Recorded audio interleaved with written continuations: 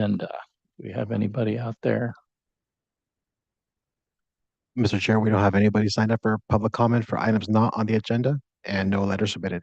Okay, we're going to close public comment. We're going to go to agenda status report. Any changes that you're aware of, Jonathan? Nothing to report for the agenda status report. Okay. Minutes. We have one group of unapproved minutes to review from May 28th. Does anyone have any comments to those minutes? Anything? No comment. Not I. Robert, no? No? Okay, and neither do I. So I guess we'll make a motion to approve the minutes. So dated moved. May 28th, 2026. Seconded by Tom. Okay. Staff update. Anything to update us on? Anything from you, Kimberly, or is Kimberly? Nothing for me, thanks. Okay, great. And Jonathan, nothing from you? No, nothing from me. Thank you. Okay, great. All right. MBAR members informational briefings. Anybody have anything to report? Go anywhere, do anything, talk to anybody? Nope. Okay. Okay, let's go to standard agenda. Item 1, 830 Rockbridge Road. Looks like we have applicants here in person. You would introduce yourselves and make sure you turn on the microphones. You'll get the green light there. Mr. Chair, Mark Lloyd, LMP Consultants, representing the applicant. Okay. Along with Paul Rubison of Appleton Associates, representing the architecture. Okay, great. Go ahead. And the third job? Jeff Yardy with Appleton. Sorry. I don't know if this mic's working. Push it again. No, Either like green light. it came on and came off. We also have our biologist through Zoom if we want to have him speak. Okay, great. Thank you. Mark De La Garza. And actually, we have minutes I can read quickly from our last meeting or first meeting. We had a couple of letters from public comment. MBAR generally likes the architecture and design of the dwelling, refine architectural details, provide 3D model rendering for all elevations. MBAR expresses concern regarding the proposed driveway roadway. MBAR felt that the driveway roadway configuration has negative impacts on the property owners, limits site layout, design opportunities, and diminishes sensitive habitat on the parcel. One MBAR member requests that the property owner address the MBAR's concerns regarding the location of the new roadway driveway and acknowledge their understanding that the location compromises the quality, function, and potential success of the motor court, terrace, and certain interior spaces. One member did not feel that sufficient analysis or modeling was conducted on the impacts associated with improving the existing roadway in comparison to the proposed new roadway driveway. Study options to locate the dwelling further from the new driveway roadway. We study layout, configuration, and width of driveway roadway for options to provide additional area to the entry courtyard, buffers, and landscaping from driveway. Study location of entry gates and stacking requirements. Continue to study site layout conditions, provide more development, sophisticated landscaping, and hardscape plan. All right, thank you. Go ahead. So, Mr. Chair, I think what I would suggest is we just go through our presentation. We feel that we'll be addressing all of the minute items in there specifically. And Okay. so at your pleasure, we would like to do that. Yeah, please proceed. Thank you. And it'll be an interactive presentation by Paul and I. So thank you. Okay. Okay. So taking it through the set, we can move on to the civil exhibits. We have a neighborhood study diagram that shows it within its context. And the next page is the preliminary grading plan. And we have made some additional studies per the board's requests to look at the impact at the Creekside and also the Oak Grove that's on site. And I'm back. All right. So we did a number of studies to look at the configuration. We actually made some modifications to the building footprint, and we also adjusted the drive coming around the building and the motor court to allow for stacking outside of the gate. We have actually been looking at a number of different options for the configuration and working with local agencies. to make sure that we're meeting everyone's guidelines and conditions. And so we are still proceeding with the new private drive layout. This is the preferred layout based on meetings with the client. And based on the board's feedback, our client is present and able to address any specific questions. And actually, our client was at the previous hearing to speak about their why their preference is to have this new route for the private drive that serves this property and the neighboring residences beyond. In this layout here, we've actually presented this and gotten clearances with Montecito Fire, flood control, transportation, Project Clean Water, Montecito Sanitary, Montecito Water, and the following drawings are going to show some of the requirements and restrictions on the project development, which will indicate why we feel like this is the best positioning of the building and the development on the site. And Paul, if I may, I would just like to point out that there has been a shift in the building and the driveway into the carport for the house. The building is shifted southerly about, I believe, about 4 feet, so that there's more depth on that driveway coming into the carport. And then on the upper near left, you see the gray tone as an expansion of pavement there that was worked out through meetings with Montecito Fire Department to create as best a turnaround maneuvering spaces, if you will, while still preserving the oak trees that are up in that area. So, and then pursuant to Paul's comments about meeting with agencies, we have gotten everybody to agree that a 16-foot driveway width instead of what is normally a 20-foot driveway width is okay with them, and they have approved those. So this reflects those changes. We can move through to the next sheet.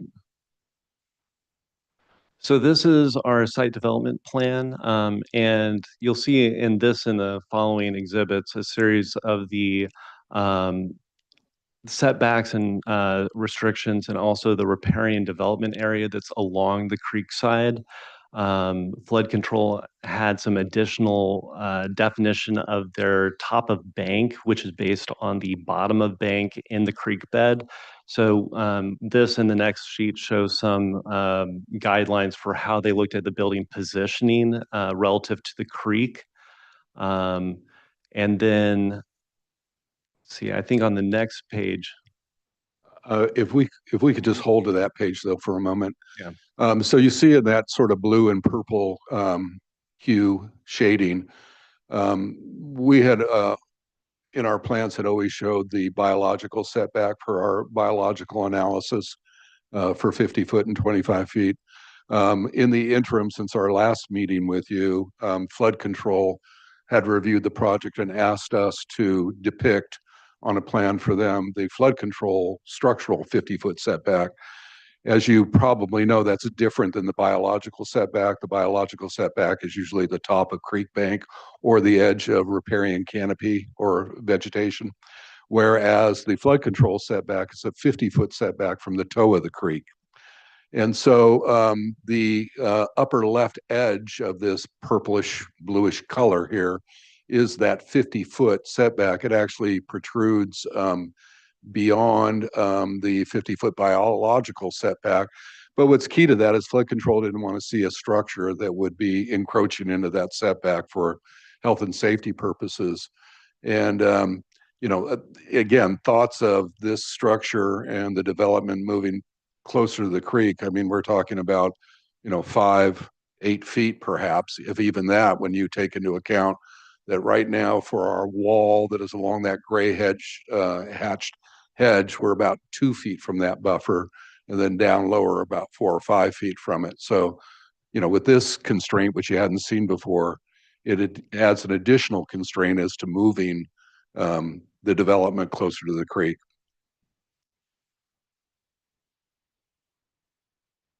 From there, I think we can move to the next site exhibit, which this one is the analysis we did for Montecito Fire for turnouts and their hose pull calculations. We can move on from this one. Here we have site details, and this is the motor court gate. It's a wood sliding gate. And then the next sheet shows the gate at the neighborhood entry, which matches the previous rendering that we had presented.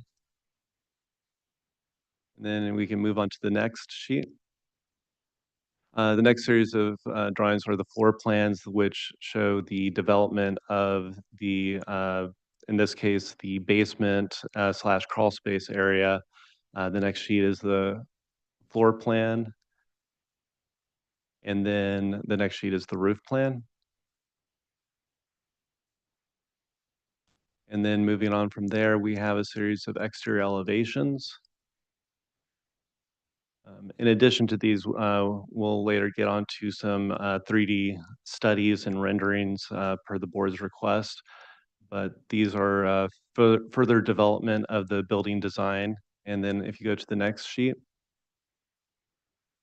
we have additional elevations going around the building, and we're also showing some of the trees in the background and foreground for context. And then go to the next sheet, we have a series of building sections. And then the next sheet after this is a series of door and window schedules and details. So we can move through these. And then we have foundation details, basement floor details, followed by some roof details. And then we get into the landscape package. We've got a stormwater control plan, which we did with Project Clean Water. And then the next sheet is an overall landscape plan. And Jeff Yardy is here to answer any specific questions or comments about the landscape as we get into it. This is basically taking and developing the conceptual landscape plan we presented last time. And we've also been working with our biologists to address their requirements for planting within the riparian area. So we're showing the quantities and the sizes per his report. And we also have some notes, like you can see in the upper right-hand corner of the sheet, which address some of the plant species that are required for that area between the private drive and the creek. And Mr. Chair, if I may, focus your attention onto that area between the creek corridor and the driveway. As I'm sure you all recall, that this property was subject to the Thomas fire debris flow, basically wiped out the house that was there and scoured the property. I see in the minute there's some discussion about there being encroachment on habitat. This whole area in here has just been scoured to earth. And we, in fact, are proposing a full riparian restoration of this area. So we, in fact, believe that we'll be enhancing the riparian habitat, not diminishing it. The next couple of sheets show enlarged landscape plans. So we can move through these. And then the next sheet, I believe is, yeah, our plant schedules. And then followed by this, we have some hydro zones and our analysis of water usage for irrigation on the property. And then there's our calculations to go along with that, followed by our soils analysis. And I would add we're a tier 1 clean water project, so we have a simple bio and infiltration swale for roof drainage. And if we could move to our exhibit set. So the way that we developed the design for this, the entire building is 3D modeled. So we created views of the model and we've rendered them here to show not just the architecture, but also the landscaping and context. So this is the front of the building as you come into the motor court. And if you go to the next page, this is moving around counterclockwise. We have a patio area that's off of this great room space. And the next one continues around to face that area of the great room, looking on access at the space. And then the next view here is over at the bedroom wing facing towards the oak grove. And then after this, we have some additional exhibits of that. We included that gate rendering that we presented earlier. And then the next, we have color material board. So we've got plaster finish on the exterior walls. We have clay tile roof. We have Cherokee Creek flagstone, copper gutters and downspouts. And then we're going to have steel and glass for the exterior doors and windows. If you want to move to the next one. So based on feedback from the board, we were requested to do additional studies of different site configurations and impact to the trees within the oak grove. We worked with our biologists, and the top option, option one, is the what we're presenting, which is the new route for the private drive. And on the bottom, based on feedback we got from the board, we looked at increasing the existing drive to be 16 feet wide and also include the other um, requirements and conditions from Montecito Fire and other agencies. And as you can see here, we are only having to remove 3 trees for the proposed scheme. And in the alternate scheme, we have to have 8 trees removed, plus there's additional trees with significant impact. We shared this with the planning department and other agencies in our analysis, and all the agencies that we've met with felt that our proposed design was the most beneficial to the existing oak grove on the property. If I may, it is deemed to be the environmentally superior option. And again, we have our biologist on Zoom to address any questions or further comments you may want. And then I think there's just one more page, and this is a part of our biological report, but this actually shows the the proposed development with the previous structures superimposed to show some of the development that was closer to the creek, all of which was destroyed during the debris flow. And this drawing in red, there's 2 hatch patterns underlying the sort of brownish proposed house is the hatch pattern for what was the existing house. There is a garage to the north, to the right, or up the page to the right. You could see a pool is hatched there, and then a wing of the old house going over the road to the bottom of the sheet. And then the other hatch pattern with the hexagons is just an indication of what was paved and developed areas. So we are again pulling back from the creek in order that we have more area to restore along the creek and sort of fitting this in here with constraints on all 4 sides. Is that That would complete your- conclude our presentation, Okay. but we're happy to answer any questions that you have. Okay, Yeah. great, thanks. Let's go to questions of the board. Tom, do you have questions? No questions. Rob? Questions? Okay. Robert, do you have any questions? The existing drive location, you say you have to remove 8 trees, but if that drive is already there, We have to widen that drive. how much? Well, we have to widen it out to 16 feet, and that places that driveways 12 and 13 feet. And so just another 3 feet means 8 trees are gone? Well, Plus, fire department did require a turnout in that due to the length of it, so we have to accommodate that somewhere. And the only other question I have is you mentioned that it was a neighborhood drive, and you also mentioned that it was a private drive when you talked about the gate. Right, so it only serves 4 residences. 4 residences. Yep. So it is a neighborhood drive. It's not it's private in the sense it's in a Yeah, development, but it serves 4 residences. if I may, Mr. Chair. Yeah. It serves 4 residents. We had provided in our initial submittals, letters from the 3 other neighbors indicating their support for the driveway and that they would be granted an easement for the access driveway and that it would become their primary access driveway route. And the old drive just becomes landscape. Well, the old drive is within an easement. That easement will remain.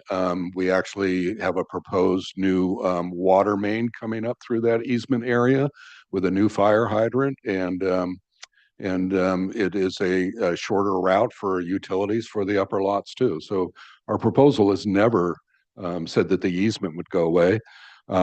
It's one of these, let's just say, minor access easements that are within the Riven Rock community. There are a number of them through there. And, Will it remain paved or not? well, we're proposing that the pavement be taken up and that we would have more of a natural material there. And there we're adding some trees, but we're not upsetting anybody's use of that easement, nor Really becomes a utility easement. it becomes a utility easement, I think, in its practical use. Again, we are not stopping anybody from using the easement for the rights that they may have. Okay, no more questions. Okay. Robert, questions? Yes. So I will never understand why a homeowner would possibly want to put a road between them and the best feature of their property, the creek. That just doesn't make any sense to me. But given I did talk to the owner the last time. I mean, first of all, of course, the neighbors would support it. I'd support it. I wouldn't, I get a road out of my yard versus having somebody else take the road in the yard, I of course would support that. But so it just doesn't, yes, sorry.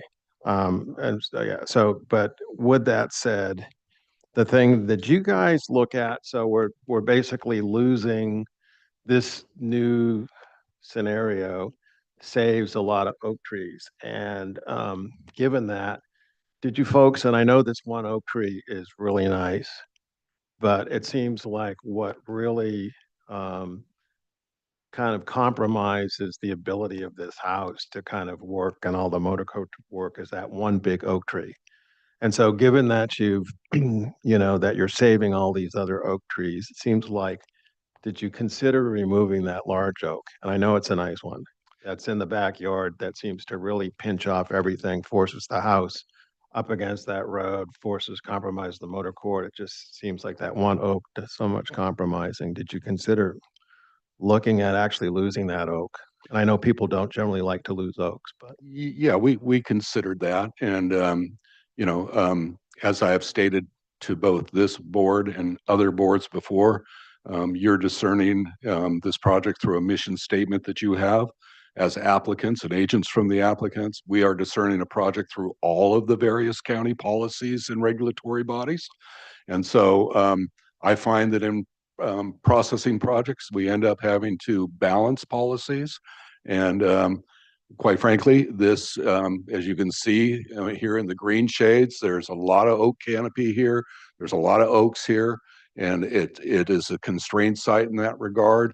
And we are pushing up against the policy of 20% encroachment into the critical root zone. So maybe out of that old adage that pigs get fat and hogs get slaughtered, we wanted to be a fat pig. so did you consider, so I wasn't clear. Did you seriously consider removing that oak? And They've decided to keep the oak it's a nice oak, I remember. and to balance the policies that we need to navigate through a regulatory entitlement process. Yeah, no, it's a tricky one. Okay, thank you. And Mr. Chair, if I may, we have pointed out in site visits that when you look at the creek, you don't see the creek. There is a tall berm that is along the creek there. The property owner cannot see the creek from any part of their property unless they go up and stand on the top of the slope there. And then right across the street or right across the creek, we have um, is that Hot Springs Road or Ribbon Rock Road? And, that is one of the main north-south travel ways in this community with a lot of traffic on it relative to Montecito. And it generates a lot of noise, a lot of light and everything. So the owners are actually looking at it as an alternative to facing the creek. They believe that the oak woodland is the tranquility and setting that they are looking to face and orient the development around. And if we went to the creek, if that was the notion, you wouldn't see it. Okay. My questions, if you were to describe the topography, so from the house pad, we're fairly level out to that hedge, and there's a retaining wall. And then it goes up, down. Yeah, so Road down. we're actually the road has a little bit of cut. It's about maybe a foot, maybe 2 feet at the most, and then we are actually building up the pad a bit.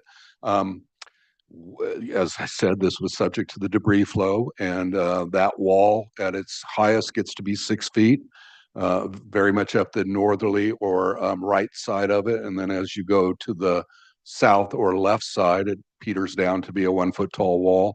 And we're using that as a deflection wall for any possible further debris flows. I know that FEMA has changed the maps and they say now that the floodway is contained in the creek again. However, this is a recent trauma for our community. And that road is below the house. It is at a point just opposite the corner of the garage there. That wall gets to be 6 feet right there. 6 feet. And then it peters down to 1 at the left-hand end and then goes to 1 foot high on the north or upper sheet area. So basically where a deflection or a debris path would come in, we have that maximum height to deflect that debris. Is that wall in the first version? Yeah, it's always been there. And the hedge is really the barrier to keep people from. The hedge is on top of the wall. The house side of the wall is fill. Yeah. And so the hedge there is just a screen from the road. The hedge might be 3 feet or 42 Yeah, or something whatever like is barrier. Something like that. Yep. Then your biologist, quick question for them. They've written a report that says supporting what you're doing there with the creek. Is that my understanding? I can only assume that's the case. Well, if you'd like to hear from him, I believe he's on Zoom. Yeah. Who's your? It's Mark De La Garza, Watershed Environmental. All right. Yeah, Yeah. hi. Hello, Chairman. My name is Mark De La Garza. Can you hear me? Yes, I can. Yeah. Great. Just a quick, synopsis as far as you're concerned. This is not an impact to that creek. You've gone through. No, this is, as Mark Lloyd said, this is really a benefit. This project site got pretty well destroyed by the mud and debris flow and the cleanup of all the mud and debris that was there. I mean, the existing house was destroyed, the pool was destroyed, and it's basically a dirt lot now. The owner has put a few wood chips down to try to keep the dust down, but really we're going to be planting a lot of native vegetation along the edge of that creek in that creek buffer, basically between the top of bank and the edge of the road. And I think it's going to be a dramatic improvement in the habitat quality. I can't speak to what was there beforehand, but a lot of it was, probably ornamental landscaping.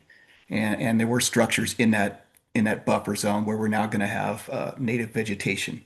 So yeah, I see this as a beneficial impact when compared to what's there now. And that would be having the road on the other side. Your feeling is that. Well, that is really has to do with the impacts to oak trees. So yeah, this Right. is beneficial to that. I think it takes out about half as many oak trees. It's unfortunate, but there is really no way to completely avoid impacts to oak trees and build a house on this property.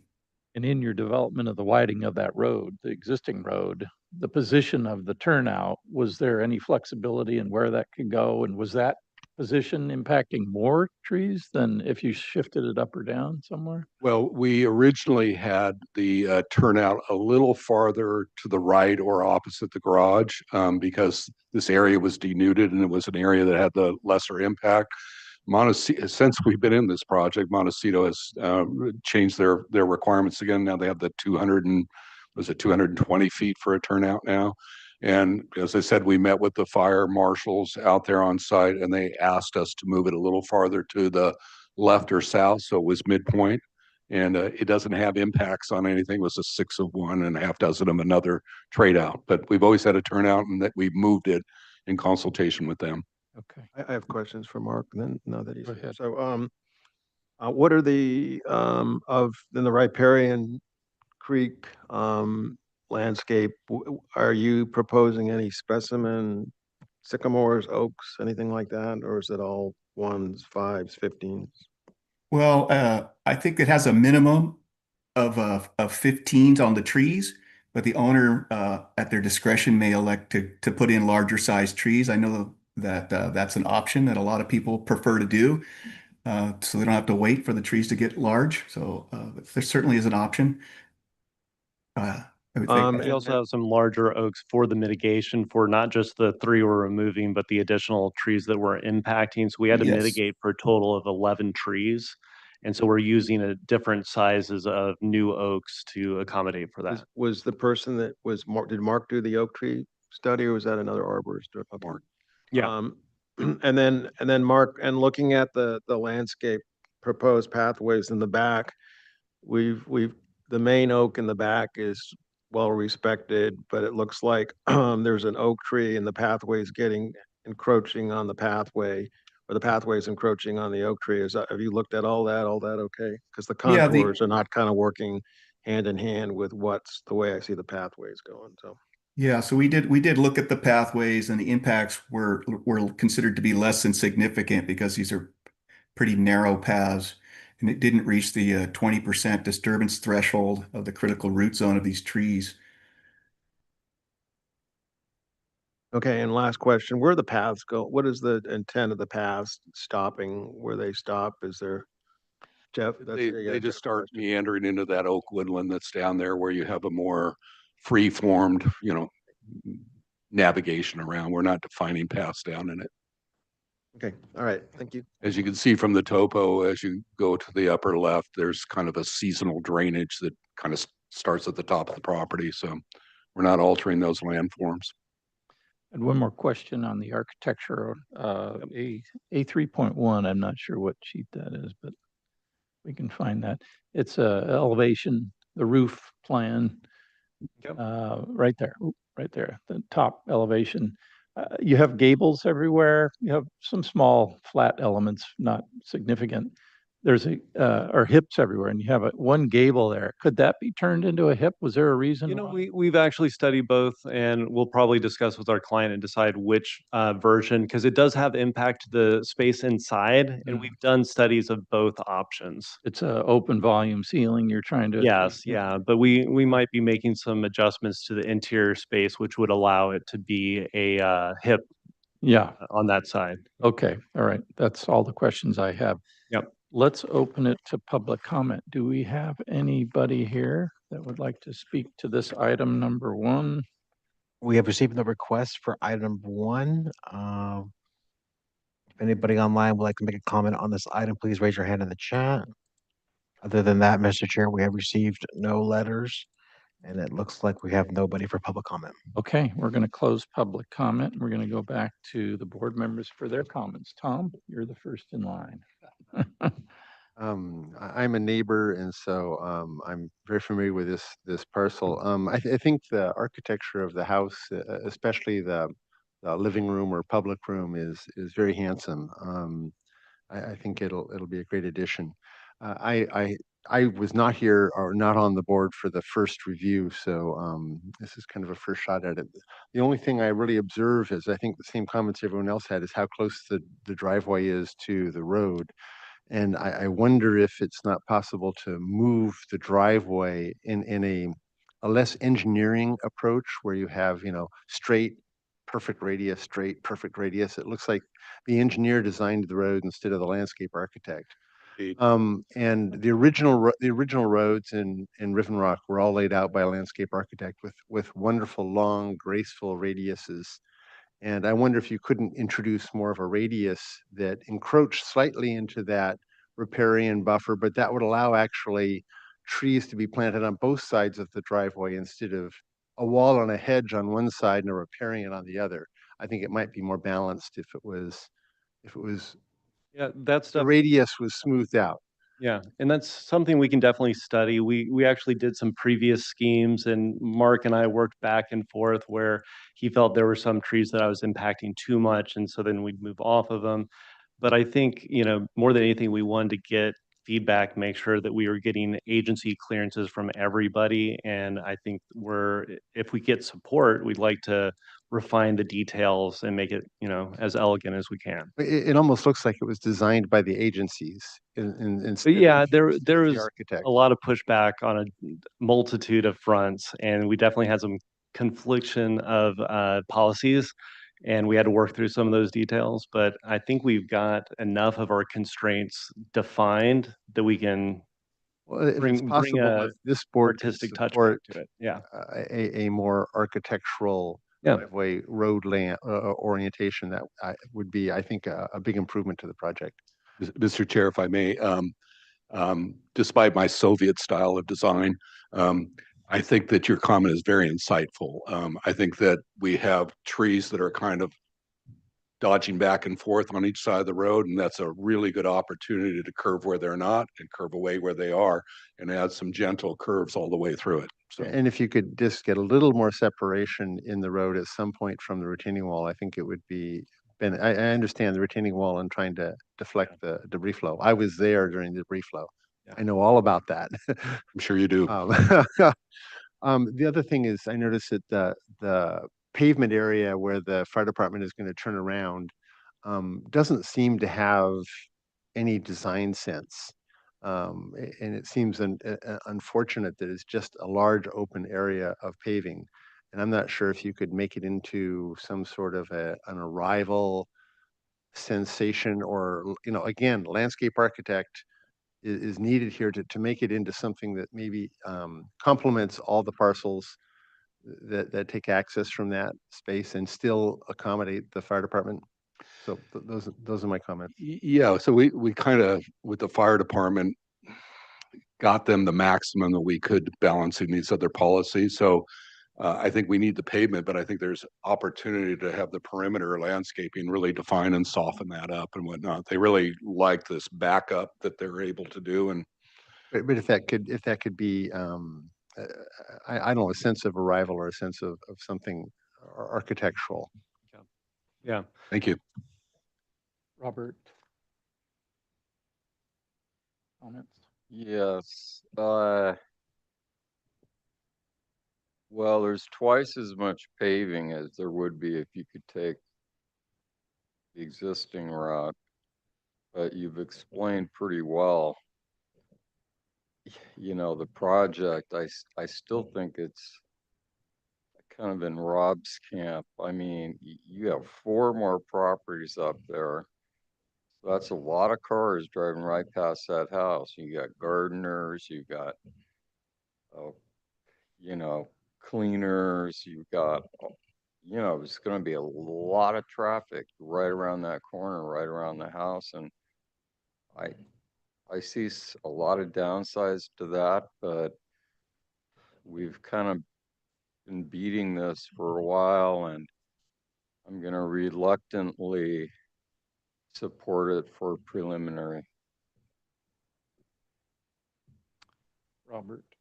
Rob, I mean.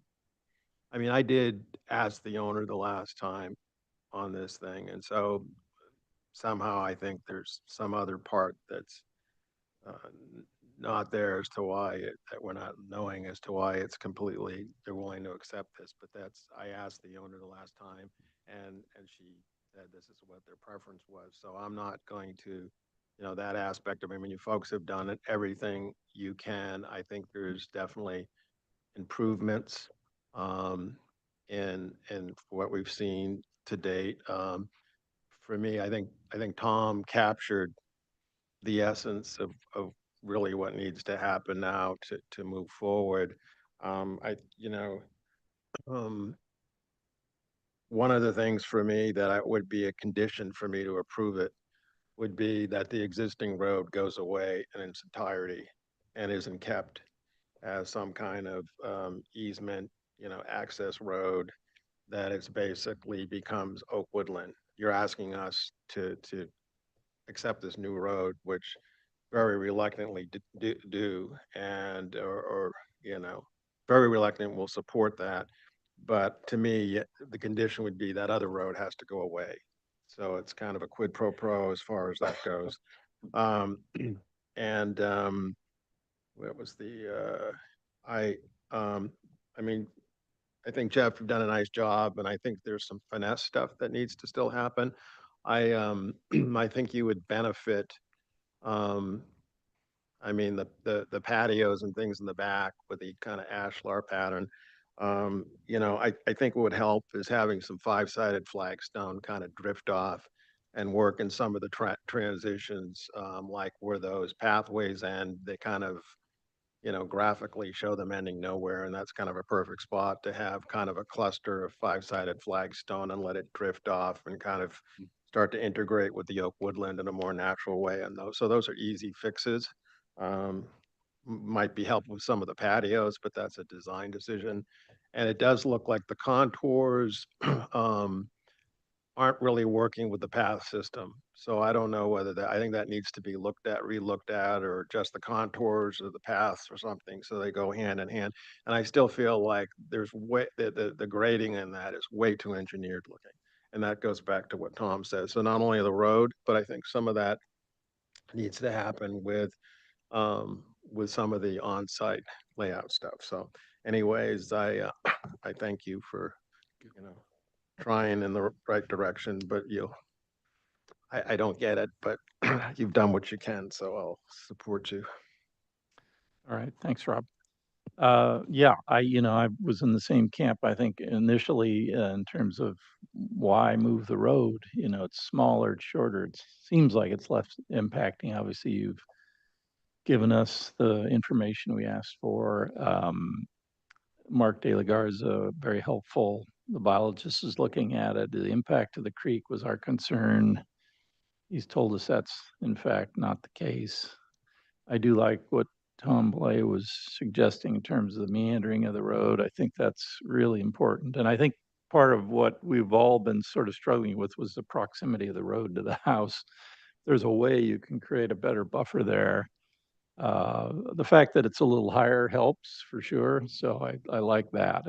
Originally I thought the road was looming over the house and looking down on it. So that's a benefit. So architecturally, I think it's a wonderful design. My only comment would be that one roof element. It looks a little off to me. You may not see it once it's landscaped. I also like Rob's comments, and maybe the hardscapes are a little more organic in some areas and not so hard lined. Very structured. Maybe they just sort of loosen out and float into the garden, which is an oak woodland, which I appreciate. And two, to Rob's point, that if you can really gain back that area that was where the old road was as an oak woodland, that's the big benefit to having moved the road in the first place. So whatever you can do to try to achieve that, I think would be great. You're here for preliminary. I think we can make a motion. Would somebody like to make a motion to grant I'll that? make that motion. Okay, so we got a motion for preliminary, and to come back, do we want full review? I mean, they have a pretty good, or do we want to go to consent? Okay. Okay, All so right, do we have a second? Oh, he hasn't made the motion yet. he did, I said I'll make that. So moved. Oh, I'm sorry. Make a motion with more information. So part of that motion then with that is for me, part of that for me to accept it is that condition it that the existing road needs to go away and be kind of absorbed into the oak woodland and be part of the oak woodland. That it's a trade-off that Yeah, I agree with that. And then the other aspect to that, the public aspect to that is I think the fire turnaround or that little, what's going on with those, maybe it's just the graphics I'm looking at is, were you thinking, Tom, that there was a little better way to handle that kind of cluster where everything meets together, or was that what you were kind of driving at? There's so many oaks in that vicinity. I'm not sure what the solution is. I wanted to kick it back to the landscape architect to have a shot at. You just want to get a little more organic looking, basically. Is that the essence of it? Somehow more architectural. Right now, it looks like it was designed by a fire department. Right, okay, so anyways, all right, so the spirit of that motion, I just want to make sure. Spirit of that motion, yes. It's relayed, okay. I'll I accept second. those changes. Seconded by Robert. Okay. All right. All those in favor?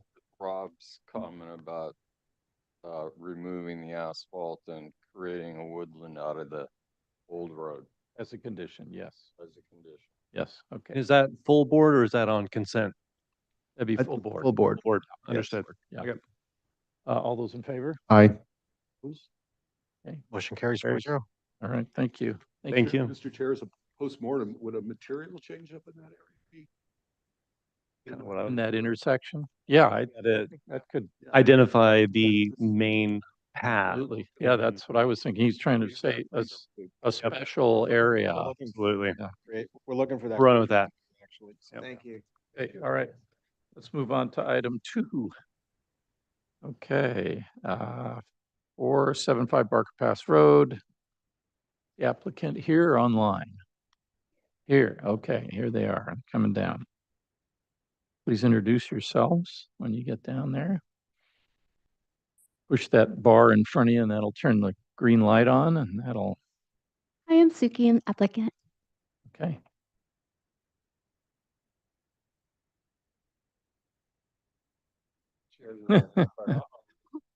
Yeah, try another one. There you go.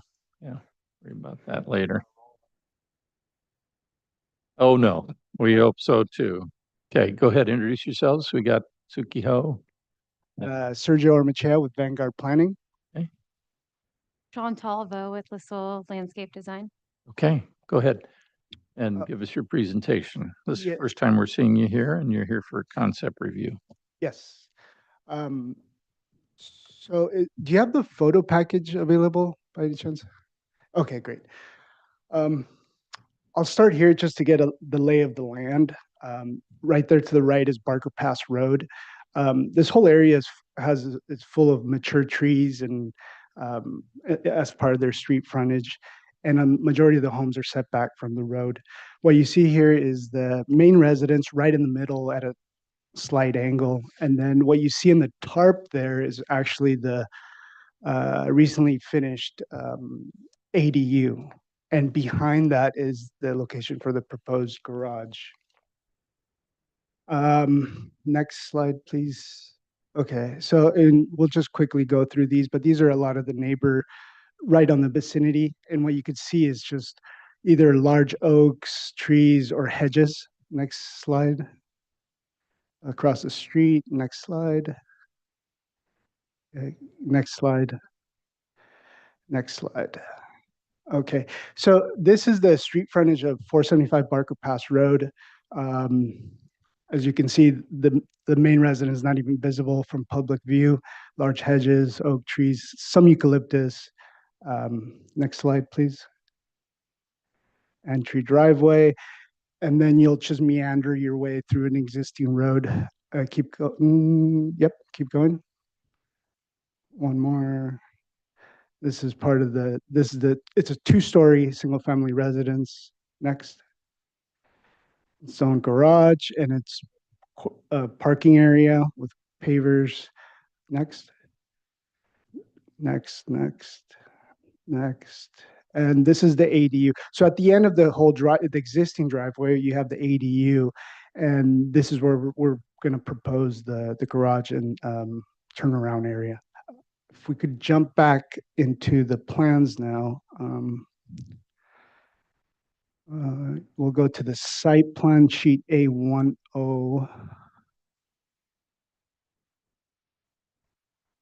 Keep going, keep going, keep going. Okay, we'll stop here for a second. And there you can see on the left-hand side is the proposed site plan. You can see the existing driveway.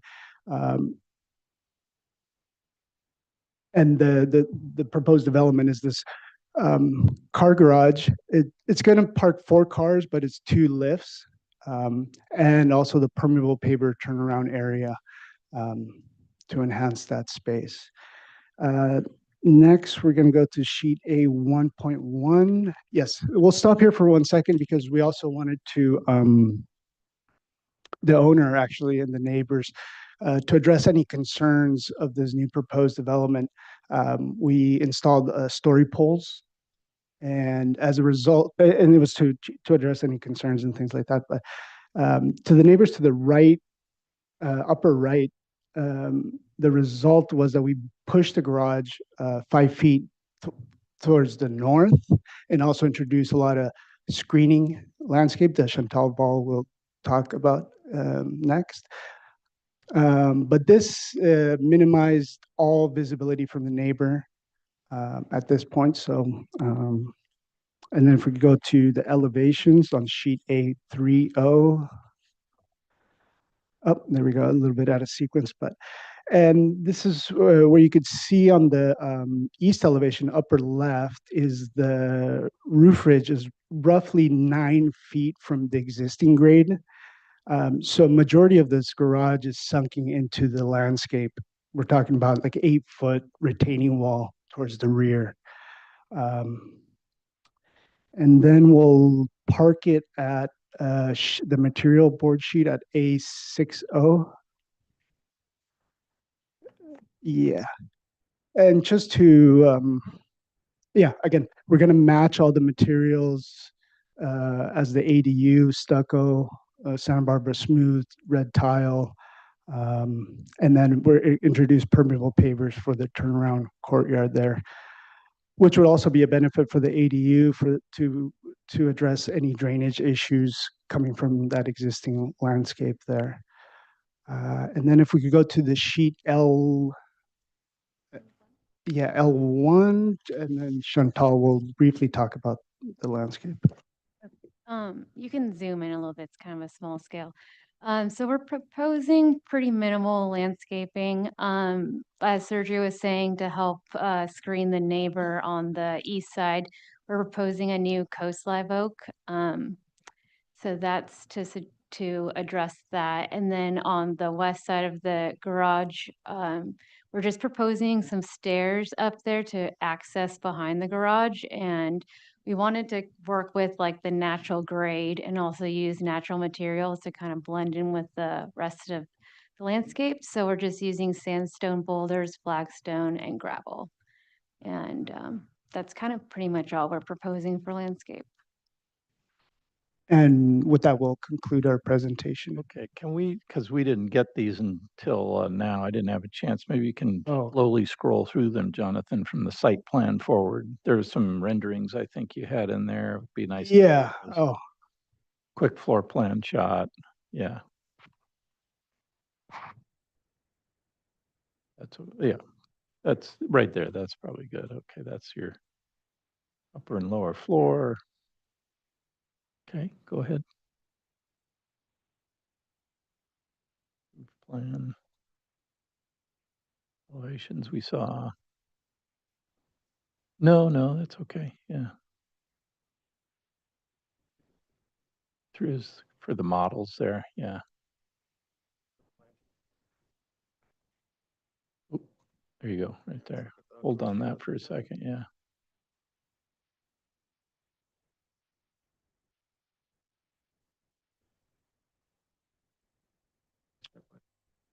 Where?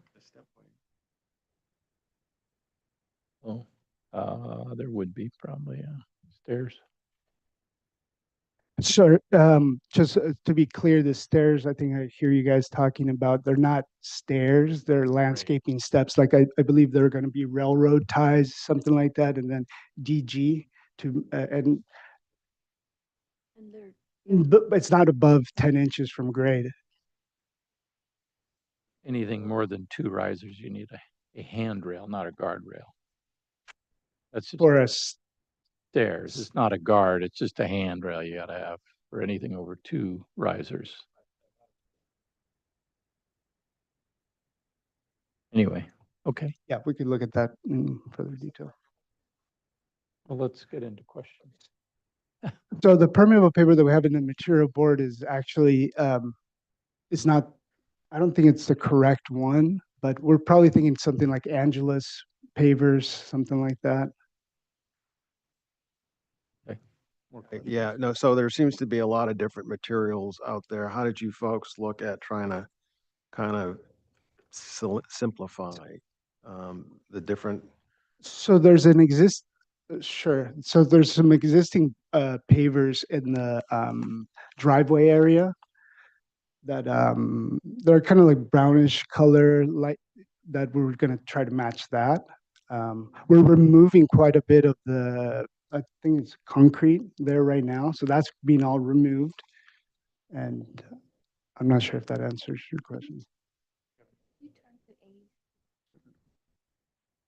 Yep. You turn to A60. You'll see that there's an existing concrete at the ADU area. We're going to remove that area and put permanent pavers. Stone.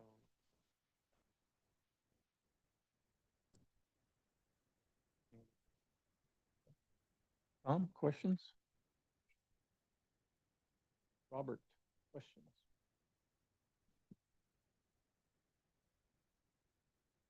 Are the garage doors glass or wood paneled? They're going to be wood paneled and I believe glass on top, maybe 4 of the panels above. Okay, how wide are they? I believe they are 16 wide.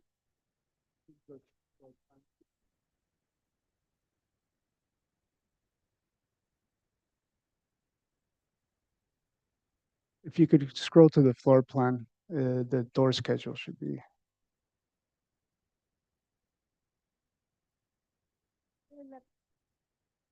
About 9 feet wide. Oh, I'm sorry, A2. A2.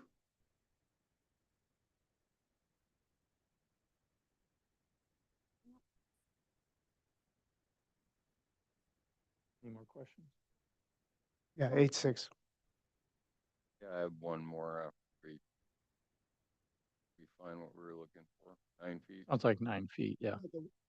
The width is 8.6, height is 9. Eight. It's Oh, yeah, it's the door type 01 on the door schedule. Yeah. Have you considered if it's in the budget, trying to add a little more detail or architecture to the existing residence? It seems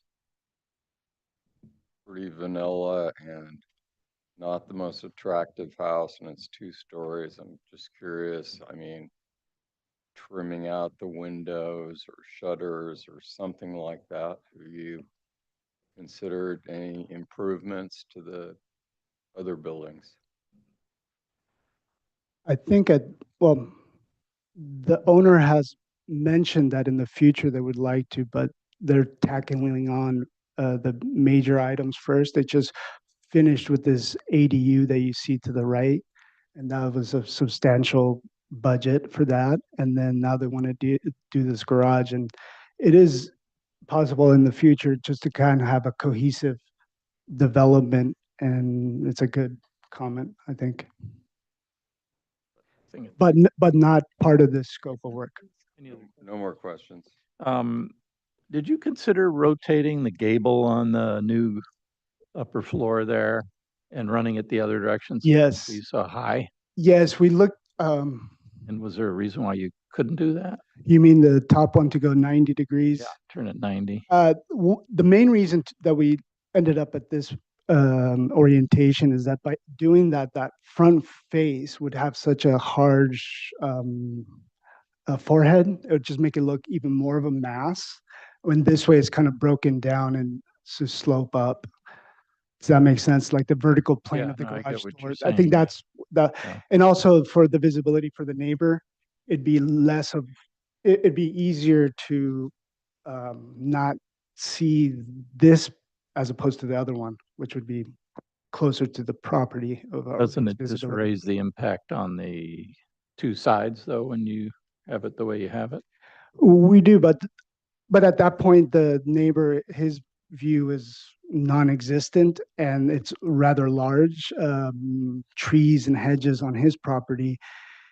And also there's a retaining wall that you could kind of see in that view, but there's a retaining wall there. So it's even further, his property is further up than And the paving that you have that goes right up to the new ADU there, do you need all that for backup and turnaround, or can you create a 5-foot planter or something in there to just give a little bit of buffer? buffer. Yeah, I mean, that's definitely a good idea. And just to give a little break from the ADU, you have the I think, ability that won't I, interfere with your turnaround, your turnout, and your backup. Just yes. Can we turn to page A1A, please? It actually looks like it's sloped there according to that drawing and that you need a wall or paving goes right up to the ADU. So you're gonna back into the ADU without something. it looks like the turn though does So maybe the, work without it. Yes. yeah, so it does. So this all came also as a result from the story polls and the owner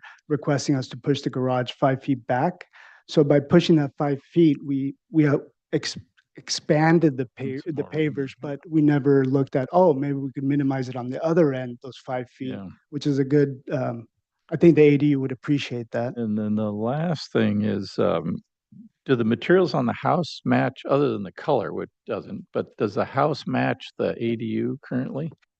Not in color, but Not its in color. finish is a stucco Materials, finish. I think the house is kind of like the like windows and doors are the same, the yeah, red plastic tile. tile is all the Mhm. same. Yeah, Okay, and that's And- gonna match this new. it's gonna match the new, and then all the eaves are gonna have stucco underneath and things like that. All right, that's because good. Thank you, that's all. There's on, right? Let's open this up to public comment. Is there anyone in the audience that'd like to speak to this item 475 Barker Pass Road? Mr. Chair, we have no letters submitted and nobody signed up for public comment for this item. Okay, we'll close public comment, go back to the board for their comments. Rob, you were the first. Yeah, I just, one other question, is that the stepway the stepway is to access what on the left-hand side of the garage real quick? So is the door to the garage, the door to the garage down below? What's the stepway go to? I'm sorry, that goes up on the left? To the rear of the yard? Oh, okay. Okay, so yeah, my only comment then is what Bill was going at is I think you absolutely could reduce the paving in that whole court and definitely pull it away from the ADU. You probably because I think you're set up to back into the ADU right there unless the paving stops well short of it. You're setting up a chance for somebody not paying attention to back into it. So other than that, it's fine. I think you were next. I think just, yeah, less paving, landscaping up against the retaining walls or up against the ADU. So seeing a real landscape plan when you come back would be great. Robert, comments? I think the architecture of the garage is nice. I like the way it's sunken in. Garage is a better looking building than the other two, frankly. So I think it, in my mind, it can come back for, we have a planner. We do. Emily, yeah. Yeah. Okay. All right, thanks.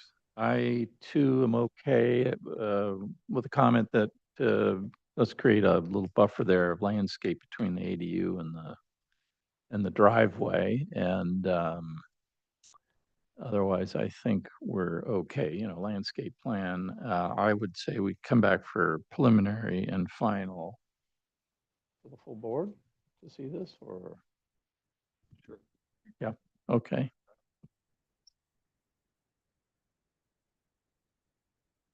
Details. Yeah, we could try on consent then. Let's give it preliminary, come back for preliminary and final on consent. Make sure you have all your details, colors, lighting, and all the details, eave rake, roof, you know, handrails, window and door. Okay, great, thank you. All right, let's go on to item 3, 790 Buena Vista Avenue. The applicant here is here for concept review. First time we're seeing it. Mr. Banks, you can introduce your team and yourself. Good afternoon, everyone. Brian Banks here, agent for the owners, Brad and Allie Harrington, who are in the audience. We also have Serena from Harrison Design, Anthony, as you all know, sitting in the audience, and our design architect, Oliver Brinkman from Studio Piedmont, is joining us over Zoom. So we do have a design architect working on this project. Obviously, Harrison Design, our local architect of record. We also have Tim Hazeltine from Post Hazeltine available on Zoom. Pam and Tim have been helping inform the design from the beginning. It is a historic structure. So we've got Tim here just in case there are any historic questions that may come up. And yeah, pretty compact project, as you'll see, no land use issues that I need to try to explain to you. So I'm going to hand it over to Serena for architecture. Hi, everyone. I'll say a few words and then I'll pass it over to Olivier, calling in via Zoom.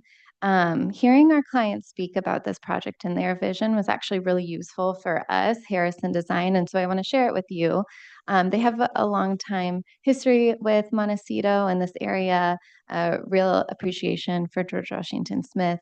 And when the opportunity for this project came about, they were really excited and inspired. They spent a lot of time traveling through Europe and love this idea of, you know, European architecture, stone architecture, and then it being melded with kind of a European taste for contemporary design and modernization. And so that's the project team you have with you today. Piet is a firm located in the Netherlands. And then we have Harrison Design, the historic experts. And so it's been a really delightful collaboration.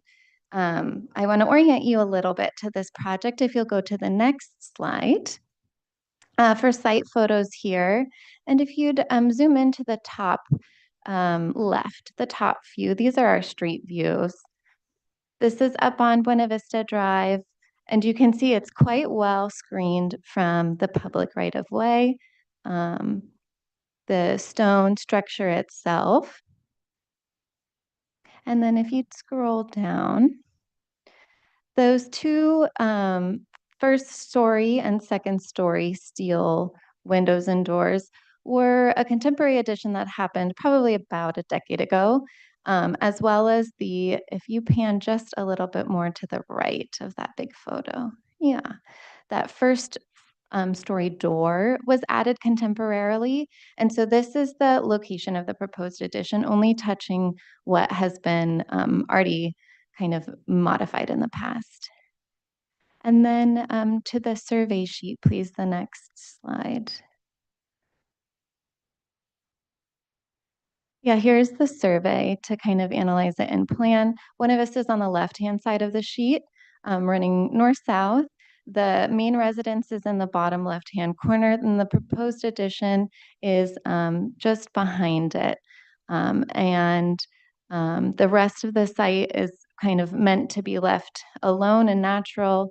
It's lovely kind of organic space, which is something the clients really love and the design team really loves as well. With that, I think I could just add real quick, just while we're on this, it's a corner lot. And so we did reach out to the neighbor, the most adjacent neighbor, which is to the immediate south, and have had a couple of conversations with them. And yeah, no concerns or comments about the project. The rest of the neighbors are pretty far off. It's kind of this oak woodland as you go east and northeast. So I just wanted to add that in there. yeah, and so with this, I'm going to pass it over to Olivier, who's there on screen with us. Hi, everybody. Great to be here. Can you all hear me? Yes, we can hear you. Great. Yeah, so maybe we can go to page 4. Yeah. yeah, on this page you can see, let's say, the relation between Buena Vista Drive and the existing property. As you can see, we have tried to build an addition on the rear of the building, which actually works very well because you have not only in the front of the building, but also in the back of the building, you have these open big garage openings. So that would create like a logical a place to create the addition to without having to destroy anything of the existing building. Also, we were very keen on having the, let's say, the north side left on this page completely without any addition. Also, the staircase to the east side was very characteristic. So we thought of moving the addition slightly off from that facade, and then creating sort of like a natural entrance in between those two buildings. So you would really have a separation between the old and the new. Maybe we can. Oh yeah, and of course we also added a pool that was connected to the addition, and also created sort of an anchor into the garden. So the garden and the addition would be connected by this long pool. Maybe to the fifth. Yeah, so the fifth page. You can see the north side in the bottom left corner, which is very characteristic with the sandstone blocks and the very small window openings, typical for the George Washington Smith houses. And if you look at the east facade, which is facade 3, yeah, there you can see the big garage opening that we used as a connection to the ADU, being respectful to, let's say, the other, let's say, the right side of that facade. If you go to the next page, yeah, there you can see a little bit more in detail. You can see also that we respect the building boundary. The roof is cantilevering slightly over it, but the structure is within that boundary. Of course, the house is very much close to the boundary, so we were, yeah, really, had to look for what is the best possible way to build it within the boundary, but still creating something that was perpendicular to the existing house.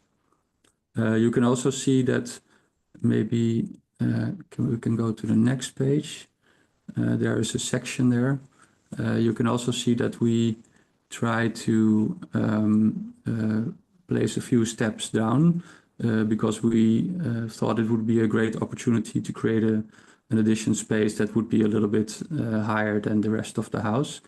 And that is also because the garden basically steps down quite a lot, almost 6 feet from, let's say, the main house level to the lowest garden level. So we thought it would be a great way to open up more to the garden than this. Maybe we can go back one slide. So as you can see, we have used quite a rigid grid for the new addition. It is based on a 4-foot grid that we derived from the main house, which was also set up by a very strict 4-foot grid. So we thought it would be great to use that same measurement in the addition. And furthermore, we did some historic reference research, and we thought it might be a very nice way to create an architecture that is derived by an architecture that we also saw with Luta Maria Riggs, when she created these open light structures. So you can see the columns on the facade and the windows in between to create a sort of like more like a conservatory type of structure. Maybe we can go to the next page.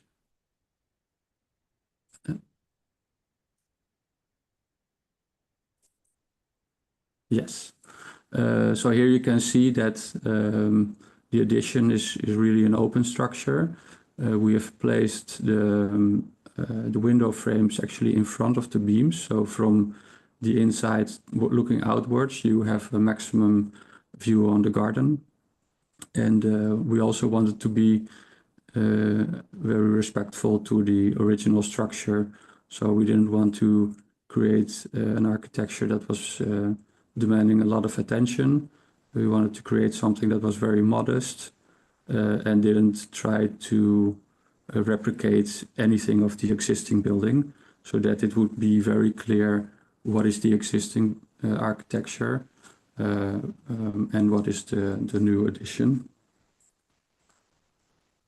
And then in the next page, there's the material palette that's basically showing a lot of the, let's say, materials of the existing facade, more on the right side, with the terracotta tiles and the sandstone. And also very typical of the existing facade are the big wooden beams that are making the big garage openings possible. So we were thinking we could use that material also in the new addition, in the wood structure that is visible both in the columns and in the lintels, and also in the cantilevering roof structure.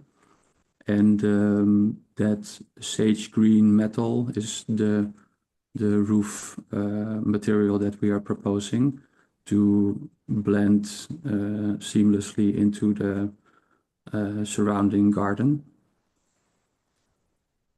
And then the next page.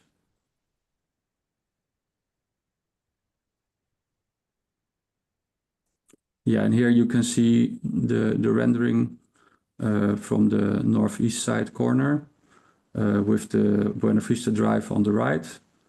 You can see that the pool is sort of hidden by a layer of green, and also hidden by the level difference, because it's a lower level difference than the existing house.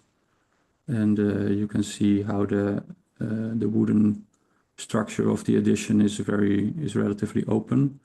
I have to say that from this angle it feels a bit more closed, because you're looking on the side of the columns, but if you are standing more perpendicular to the facade, it's a much more open view. You can clearly see also the wood lintels are cantilevering a little bit to give some character to the structure. Yeah, I think that's it for now. Thanks, Olivier. Yeah, so it's a modest addition, like Olivier said, just about 740 square feet in footprint to add a little more living space to what was actually originally chauffeur's garage downstairs of a much larger estate. And with that, we're here just at concept and happy to answer your questions. Yeah, I'll do one more thing just for context. We didn't touch on it, but there's an existing garage and a little studio building that was permitted in 2010. And my recollection was that's when the interior remodel and the work that was done. And I think those contemporary, you're off by about 5 years. So it wasn't a decade. It was like 15. But that's the history of the property. What's the age of the house? This part? 27, I believe.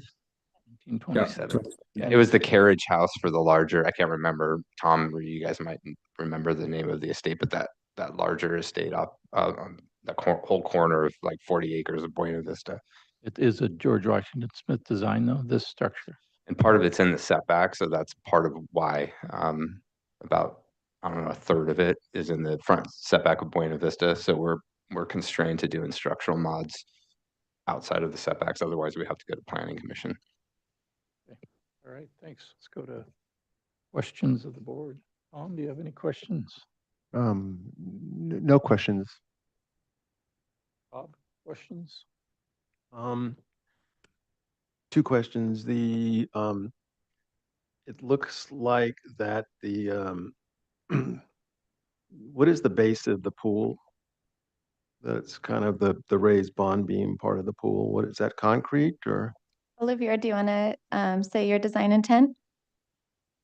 Yeah, so we haven't decided on the material yet of that bond, but it should be something that really merges with the surrounding garden.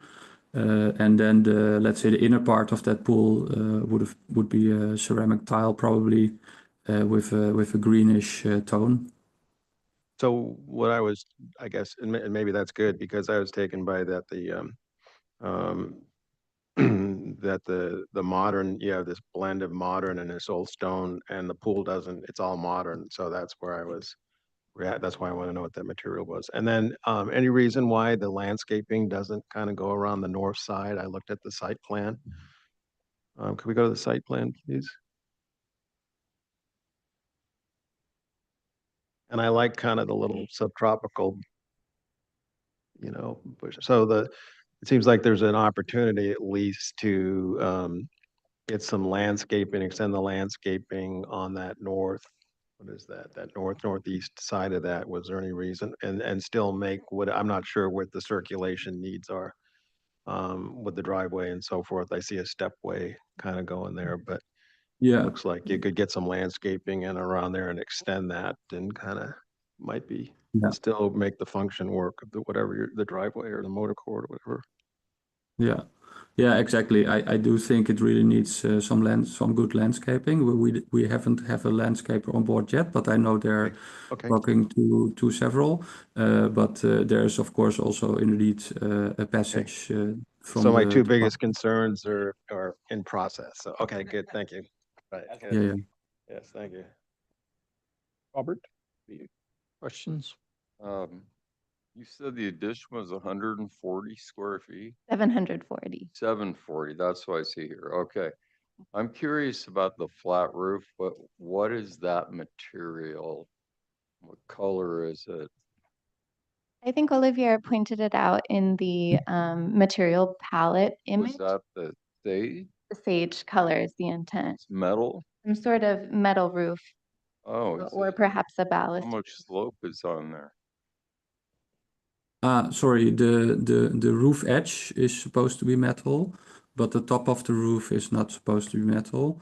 The top of the roof is probably going to be a type of pebble, but we still have to dive into what is the best suitable way to use here. It's great when the originally- owners know what the roof system is. And Brad just said that it would be like a membrane roof with a gravel ballast kind of system. Okay. Yeah, gravel or My questions, you say 50 cubic yards of cut and fill. Is that just for the pool or what's? That's my non-civil engineering placeholder because we need to put it in when we upload it to Acela.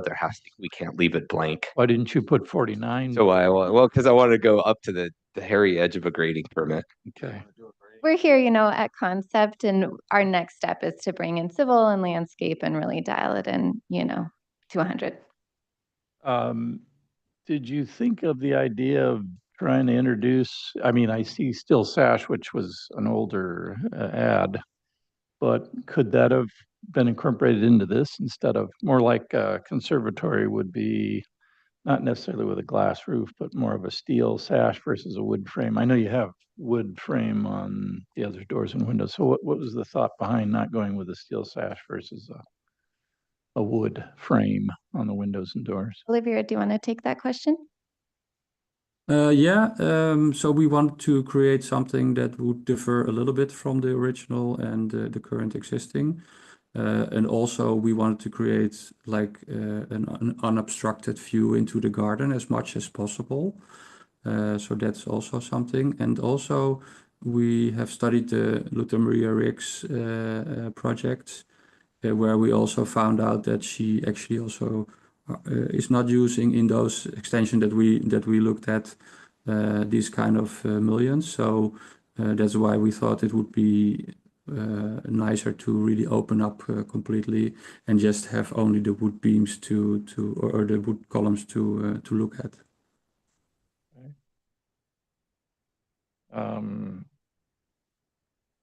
Okay, that's all questions I had. Let's open this up for public comment. Item 3, 790 Buena Vista Avenue. Is there anyone in the audience that'd like to speak to this item? Mr. Chair, we have received no request to speak on this item, and we have no letters received. Okay, we'll close public comment. We'll go to members of the board's comments. Tom, your comments, please. I grew up in a Luda Riggs house, and there was a long bedroom wing that had the very narrow wood supports like that. I think the concept is probably pretty good as opposed to trying to mimic the building itself. In looking at the rendering, I'm not sure which page that's on. Jonathan, that's the last page. What strikes me is the fascia on the new edition seems too heavy.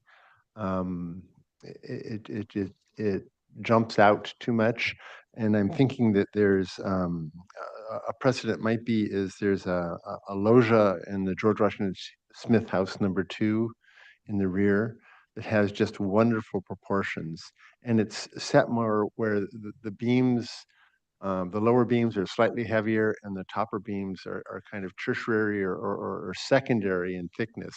And if the dimension of that copper fascia was maybe half what it's shown in the rendering, it would seem more successful and more like a garden structure instead of what I'm seeing. So I guess those are my thoughts. Thanks. Thanks. Rob, your thoughts? Yeah, no, I mean, it's got a nice simplicity to it. Everything does. My comment on, the pool was, it to me was crying out that if you brought that stone on the house into that bottom part of the pool, that when I look at it, suddenly it comes out of the ground. It looks like it was meant to be there with the house. And so that's what I was reacting to, but I was saying you've got this blend of modern and old world, and then the pool's all modern.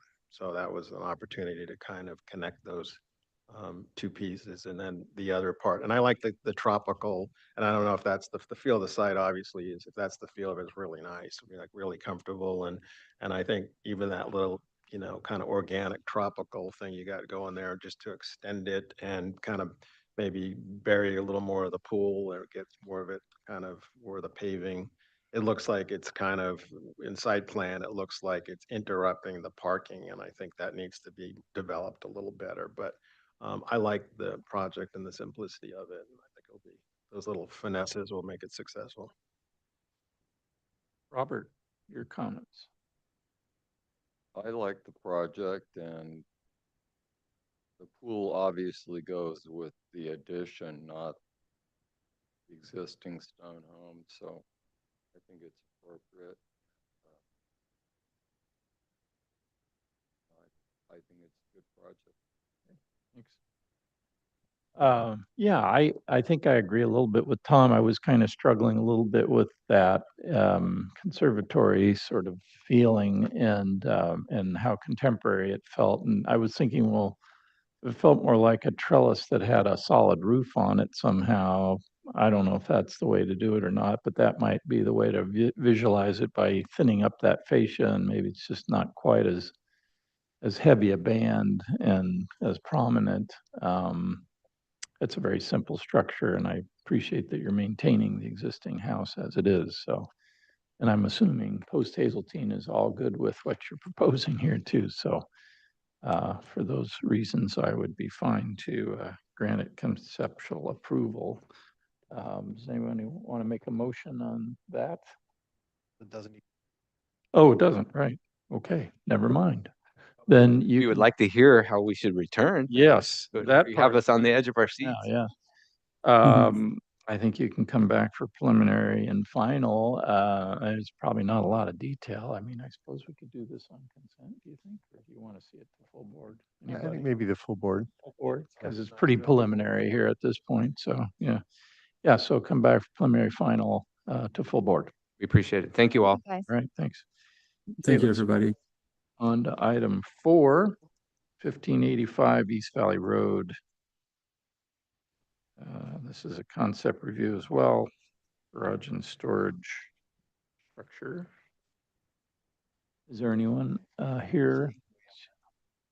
Okay, applicants online, if you want to introduce yourselves and give Oh, us. sure. Good afternoon. My name is Elihu Bogan. I'm the property owner. I'm joined with Greg Ross of Contour Landscape Architecture, just to back me up. Okay, go ahead and give us your presentation if you would. Sure. So actually, if you go to the next slide, I think the site plan is probably the easiest place to start.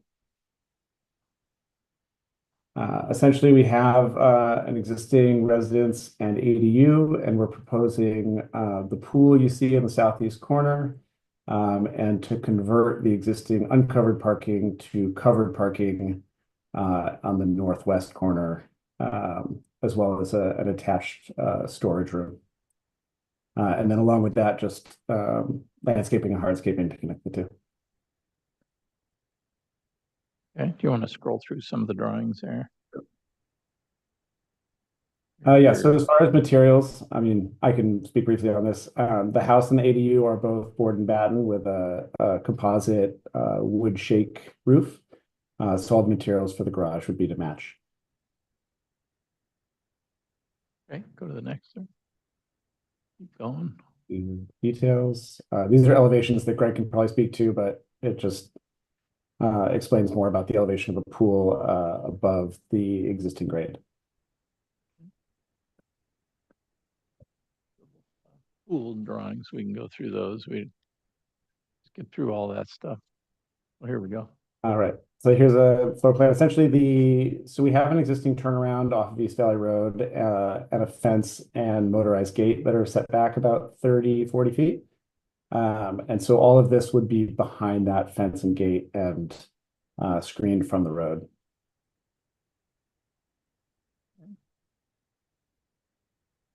And there's actually a couple of site photos you can see. The one on the top is taken from about where the primary is under construction. There's a pile of rubble there, but that's essentially the footprint. And then the photo on the bottom is taken from the driveway apron out by East Valley Road.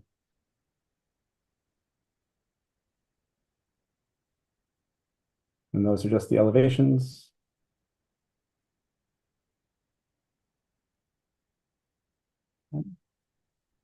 Okay. So pretty simple. Greg, if you want to add something, that'd be wonderful. Otherwise, I'm ready to respond to questions primarily. No, I think I'm ready to respond to questions as well too. Okay, great. Thank you.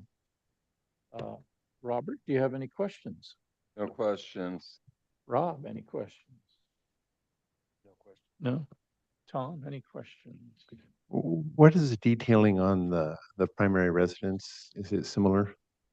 Yeah, so the primary and the ADU has been constructed, the dwelling is permitted and under construction right now, but they're both like a white or an off-white Hardy-Backer board and batten. Actually, if you look at, I think there's a rendering on the materials board.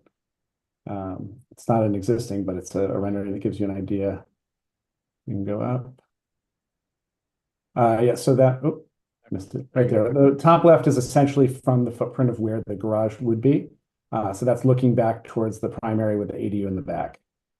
So all the materials we do match. It's black casement, wood windows, Hardy board and batten, and then a composite, like a wood colored cedar shake. No further questions. Go to the site plan real quick. I just want to verify you're not asking for any variances and setbacks. You're out of the setbacks and not asking Correct. for any. Okay. Yeah, I think it's at the width of where that garage is. I think it's like a 6-foot setback, something like that. Okay, got it. And you have enough room in the area there to back up and turn around and. Yes, there's about 35 feet between the face of the garage and the fence that's opposite it. And the C area there that says paver driveway, Bellegarde, do you have a fence along that property line? What's happening there? Is there a way to maybe create a buffer? Do you have a little bit of planting? Yeah, so there is actually, there's a 3-foot planter already with a ficus hedge in front of a wood fence. Okay, it's not really showing that way here though, is that? Correct, yeah, there should be. But there is planting there anyway, so. Correct. Okay. All right, very good. No more questions. Let's open this to public comment. Do we have anybody here for item number 4, 1585 East Valley Road? Mr. Chair, we have nobody signed up for public comment. We do have one letter submitted from Judy Jones. Okay, you want to bring that up? We can read that real quick. Okay, Judy Jones writes, "Dear members of the board, I'm writing to oppose the building application for 1585 East Valley Road, June 11th. Unfortunately, I'm unable to attend the hearing due to jury duty obligations. The applicants previously owned and subdivided a parcel creating 2 lots. I purchased the main house and cottage from them a year ago. On the remaining lot where a barn stood, the applicants have since built a guest house and are constructing a main house. They are now requesting to add a garage, workshop, pool, and spa on the same 0.37 acre property. In my view, this level of density does not reflect the character of the surrounding neighborhood. I've included an attachment with my concerns." Did we see your FAR calcs? Where are you with that? Yes, they were attached. I don't know if you're able to pull up the file. There's actually there we go. Can you zoom down so we can see So we were at, I think, 106. 106? Oh, but then what's the one below?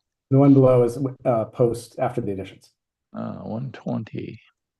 And then I think after that, there's an area Did a now. study. Okay, so the neighbor in question is the 85% or the 75%? 75. So she's up in the front there. Okay. And you're surrounded by 150, 121, 129, 158. So they're fairly large homes in that neighborhood there. Look like. Okay. All right. Thank you. So we closed public comment. We didn't have anybody else, right? Okay, so we'll close public comment and go back to the board for their comments. Let's see, Robert, I think I had you first, right? What's your feeling on this? FAR and all of it. Well, I like the feel of the project architecturally, but typically this board does not approve things over 110%, and we're surrounded by 75, 82, 89. Yeah, you got the 121. 150, 129, 158.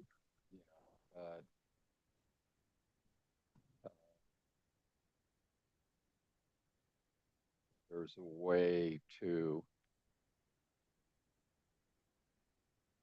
realistically make it a bit smaller. I don't know. Those are my comments. Okay. Rob. So can we go back to the site plan? I think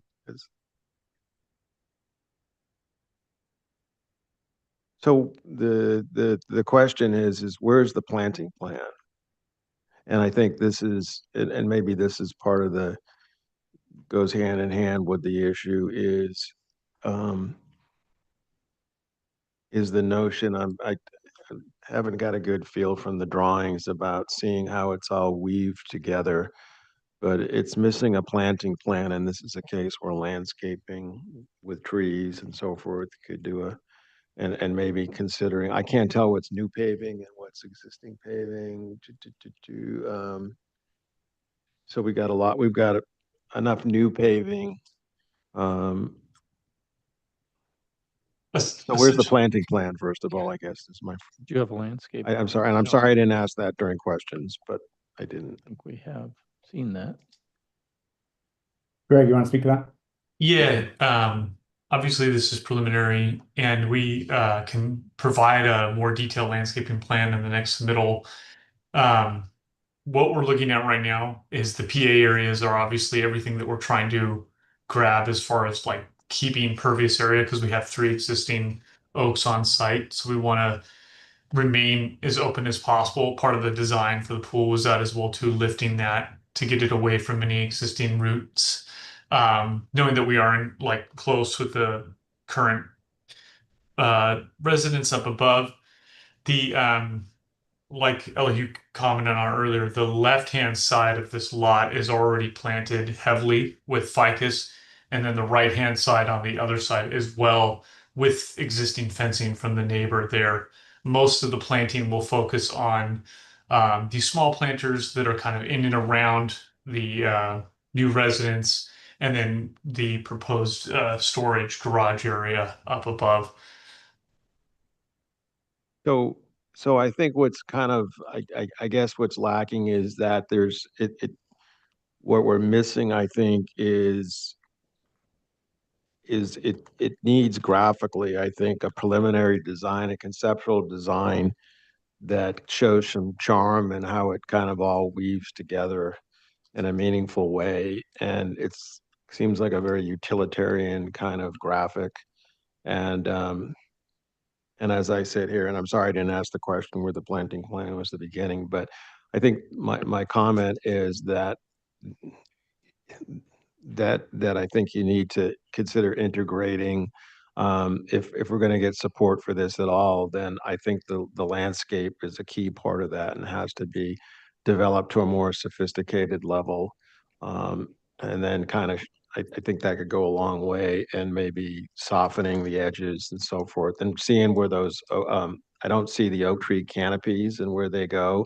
I see the trunks. And so there's a lot of information I think is missing at this point, that I think we need to see to fully understand the project and be able to support it.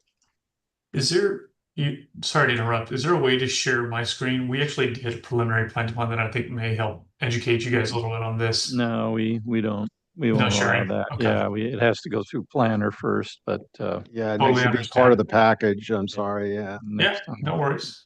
Okay, And a reminder for the board, this is a conceptual review only, so they're very early on. there's no requirement, yeah, for that. Okay, thanks, Kimberly. Tom, your comments on this? I'm concerned about the neighbors' comments on the floor area ratio and how it's developed. The E at the top shows a lot of granite, and I don't quite understand how that connects in with the neighboring house and the street. I think we should see more landscape plan before we continue, or maybe a site visit so we could walk it and understand it better. Yeah, the site plan that shows the adjoining structures potentially, or is there? The only one that shows If the you go up one, neighborhood Do we have a plan? Do we have the picture? I'm sorry if I missed that. floor area map. There's actually can't really see what's going there's a on. survey. The second page is a survey that shows both parcels. Is that part of the? It's part of the plan set. Yeah. Oh, plan set, yeah. Are there building footprints on that site map of the neighbors? Yes. We zoom in a little bit. Well, he's going to the site plan here real quick. See, Oh, okay. I think it's in the beginning somewhere, maybe. Right there. Yeah. So this is from the original lot split that the neighbor was referencing. Just for context, so it shows some old structures like the barn that have been removed at this point. All right, so we really need all that kind of put into graphics and so forth. So. Did you finish your? Yeah, I think a site visit might be of benefit.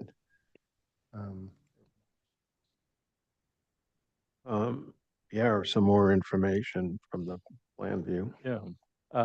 Yeah. So I agree. I think that, yeah, landscaping obviously will be pertinent and important here. So the history of this is that there was a house there that you've added to. I'm just trying to look back at how the floor area grew to where it is. You added the addition and then added an ADU, and now you're coming in with a garage. Correct. Both the ADU obviously went through the ADU planning process. The barn was part of a SB9 lot split development, so that did not go through MBAR. And so yeah, so the barn footprint was basically extended for the primary. Got it. And I mean, I can, as I look at this, I can appreciate that the fact that you're trying to do covered parking. So I'm confused at how this would have been done where you have a residence, I think, because Montecito requires covered parking, I believe, on So, site. So maybe yeah. that sequence got a little off, and that might be more of a question for Kimberly in terms of how, So or the, when we do the SB9 lot splits, we're really just looking at the split itself. And what happens is that a structure that was on the site became part of a separate legal lot. And so we don't look at the development trigger that would have required them to provide the two covered, one uncovered parking space. So that's Kimberly, gonna is SB9 the follow legacy stuff? development. I'm sorry. Is that SB9, that newer legacy? SB9 is the urban lots, the state law that allows for urban lot splits. So it's basically splitting parcels that don't have sufficient acreage to meet the underlying zone designation. And that's the one where like things like parking and setbacks and things get a lot more freedom. Are reduced. Exactly. oh, okay, thank you. That's what's going on. If I could just add if I could just add Yeah. a comment, I would have been thrilled to include the covered parking as part of the SB9 submission. Planning was pretty clear that only construction development that was outlined by SB9 could be included in the plan. So everything like such as landscaping was stripped out of that permit set. Yeah, so, taking all this into consideration for myself, obviously, I appreciate the fact that we're creating a covered parking space. I know the accessory portion of that may be more than what would be needed for parking. So, Correct. The storage is utilitarian for my kids. It's surfboards and well, yeah. Let me finish here. So that being said, I think that maybe coming back with a landscape plan for sure, if you feel, Tom, you would prefer to see a site visit, if I can get a consensus from others on that, I guess. What's that? Sure, yeah. Curious about the proximity. I felt like Tom, When the neighbor's concerned, yeah. kind of want to Right, understand it better. Yeah, before we just sure. the architect. I agree. I would be open to do that. Yeah.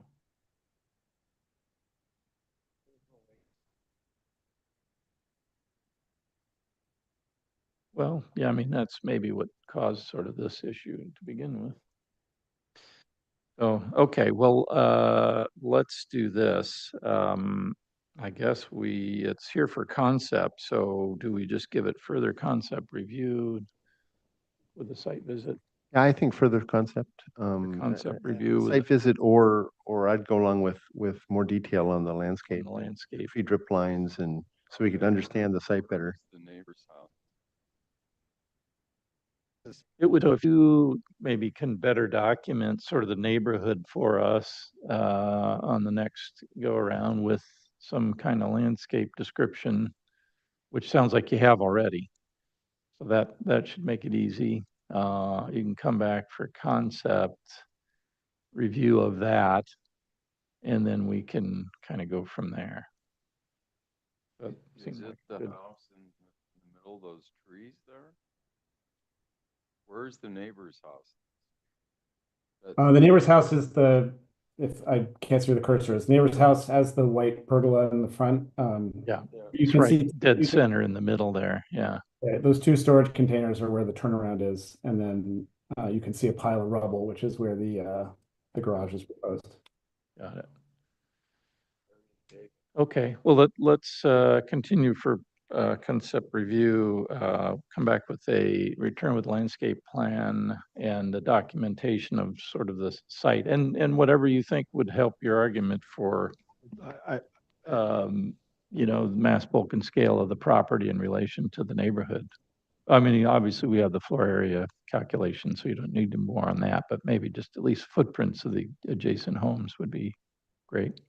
And I think this is where, and I know like, as Kimberly said, maybe concept landscape's not required, but this is where kind of a well-done graphic conceptual landscape plan can really make or break or sell this project. Yep. So We want you to give us your argument for why we need to be able to allow you to do what you want to do in the floor area ratio. So anyway, Do you want us to return this for the conceptual Further- site visit? yes.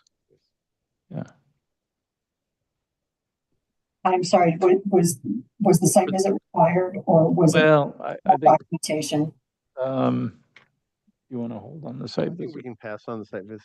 Let's hold on the site visit. Let's do further concept review with the landscape plan and further documentation of the neighborhood. Thank you. Okay, thanks, Kimberly. Thank you. Thank you. Okay, item 5. Oh, Rob is taking a break here. Let's take a We'll take a 5-minute pause. 5-minute break. Okay.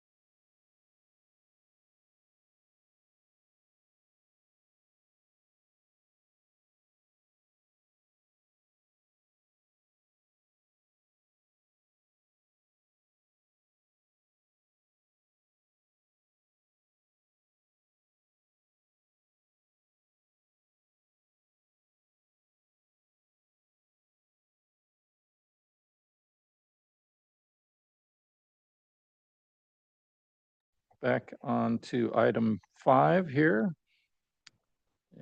which is 734 El Ranch Road. We have the applicants here. Go ahead and introduce yourselves and tell us what you've got to show here.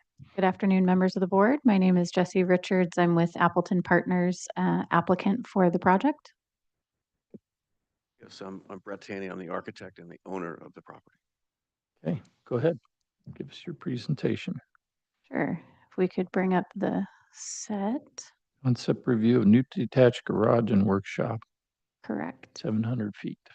742. Oh, okay. I think the initial submittal to the planner listed 700, and then we tweaked the footprint 42 square feet. So minor adjustment.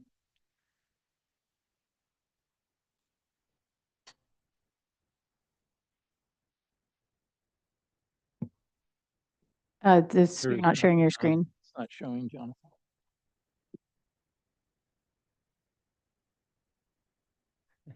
Rear view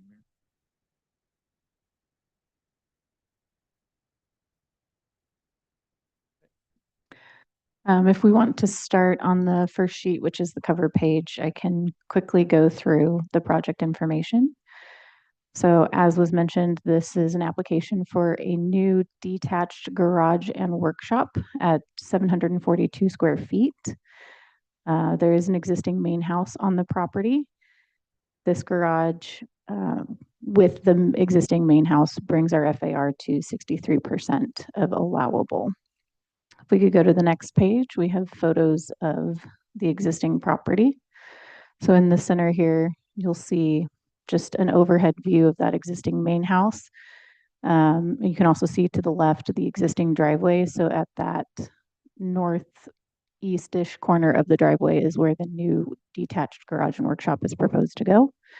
And then across the top, our views of the property is seen from the street, looking up that driveway. And then at the bottom are a couple of photos for the area adjacent the existing driveway and where the proposed garage workshop is going. Next page. So this is the site plan showing the existing main house with existing driveway access and the proposed detached garage workshop up there. And then if we go to the next sheet, this is our floor plan. So I think this was the initial submittal. We did provide an updated set to the planner a couple weeks ago. We are now including a powder room as part of the workshop program and then a utility sink in the garage. But otherwise, this is reflective of the floor plan. And then if we go to the next sheet, these are exterior elevations and some building sections. The materials for the garage and workshop are proposed to match the existing residence. So the same roofing material, steel doors and windows. We are also including an attached uncovered trash enclosure because with the construction of this facility, we will have to shift the existing location of the trash enclosure. So we're just incorporating it to the side of this building. It will be screened by a 6-foot high fence and planting. And then as far as landscape, we're just diving into it, but it will be very minimal, whatever's needed to be remediated as part of the construction of this building. And Brett, unless you have anything to add, I believe that concludes our presentation. Yeah, it's just they took away the garage, we believe, back in the 70s and made it a bedroom. So, you know, I enjoy having a car covered. So this is to me, it's a very important, project for my property. We just bought it back in January, so we're pretty excited to be here with this nice house. So, and it has metal doors and windows. It has integral plaster on the main house, a composite roof, beautiful copper gutters running. So it's going to just be a companion basically. And the scale is, I tucked it back into the hill, which is right off the motor court. And we're also going to replace all the gravel on the motor court with permeable pavers. Great. All right. Thank you. Thank you. Questions?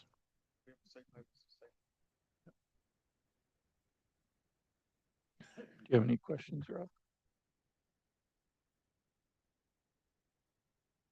I did, actually, minor.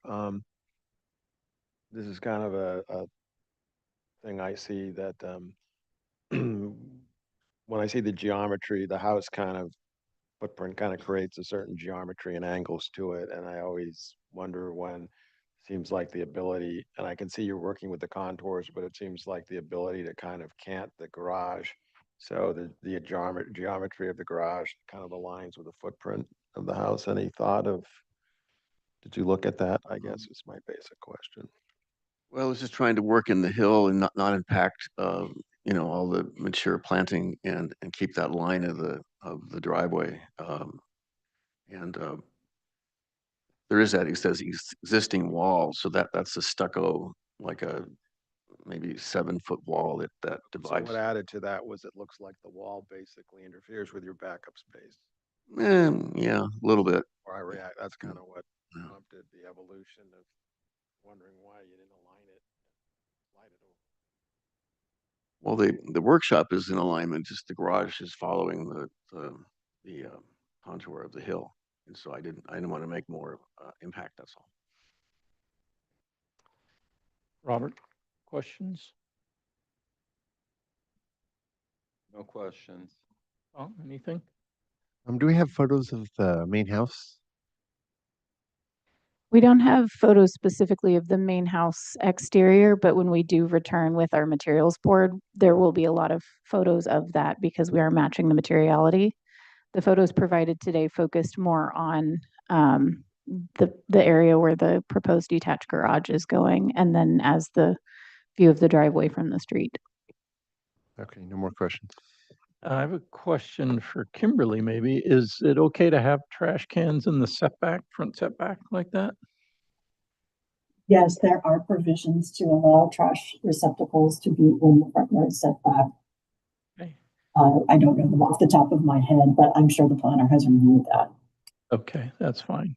Are you impacting any trees at all? There's some smaller bushes. There's a eucalyptus on the hill that we have to take out. No oaks or any sycamores? Tiny oak, like a little thing. Little scrub, yeah, okay. Scrub. They're called scrubs. I guess, I don't know, yeah. Small oaks called scrub oaks. Anyway, okay, great. So then let's open it up for public comment. Anybody there? Comments for item 5734L Ranch Road? Mr. Chair, we have no letters submitted and nobody raising their hands in the attendees column and nobody signed up for public comment. Okay, we'll close public comment, go to board members' comments. Rob, comments? So I'm not gonna die on my sword on this one, but I just like when things are aligned and the workshop's aligned with the house, and why not align the garage and so then you don't have the wall kind of come into play. But I mean, if you feel that's the way you want to do it, but it's just things start to look like a train wreck to me, in plan view when you see things with different angles and they start to look like that somebody wasn't using a tape measure. So that's my own personal prejudice on it. So anyways. I've been doing this architect thing for a long time, and I was doing other more disjointed things in my career. That's cool. This is pretty tame. Fair enough. Okay, thank you. Robert, any comments on this? I am concerned about backing out of the garage and that existing wall, which, is that just a freestanding wall? Yeah, it's just a freestanding wall, yes. Move? Just, well, I mean, demo it. To limit the scope of the project, the preference would be to work with the existing site as largely as possible, inclusive of the existing drive footprint and that site wall Maybe because and the grade. trash can be in the front setback, maybe you could move your new building to the left up there. I don't know, it just looks precarious to back out of there to me. That's my only comments. Okay. Comments? Yeah, I'd agree with the other comments on the alignment. It looks like the workshop is aligned with the house. The wall's not square to the house, but the garage might be more successful if it was square to something. In details to match the existing main house and just bring photos and document and or simpler. Sometimes garages with the same overhang look like, you know, like a hat almost. If things could be reduced or simpler on the garage detailing, it might be more successful. That's a good point. Thank you. Okay, yeah, and I agree. I'm not so concerned about the squaring, but I am looking at the backup, and hitting that wall might be a little bit of a challenge for you, but you're the driver. And so otherwise, I'm fine with what you're proposing. And as Robert commented, you know, maybe moving it to toward the street a little bit to the edge of the setback would give you a little more buffer there between the backup and that existing site wall. So yeah, I would say we could say come back for preliminary and final to full board, I guess, huh? Does that sound right? Or do you want to take it at consent? You could take it to consent if you want. Okay. To. I mean, it's like. All right. Yeah, let's do consent. Shame Yeah. to build a garage to protect your car and then back into that wall. No, I'm going to tweak it. I'm going to make it so it works. Okay, thank you. No, it's a good point. We get fresh eyes. Okay, right, exactly. Okay. All right. So come back for preliminary and final on consent. Couldn't get any better than that. Thank you very much. We appreciate it. Okay, item 6, 1530 San Leandro Lane. We have applicant here. Yes, Heidi Jones is online and architect Elizabeth Sorgman is as well.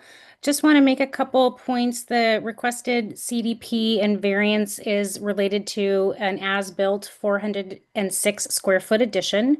The current property owners inherited this condition. It's not related to any violation cases. We just want to clean up the permit record.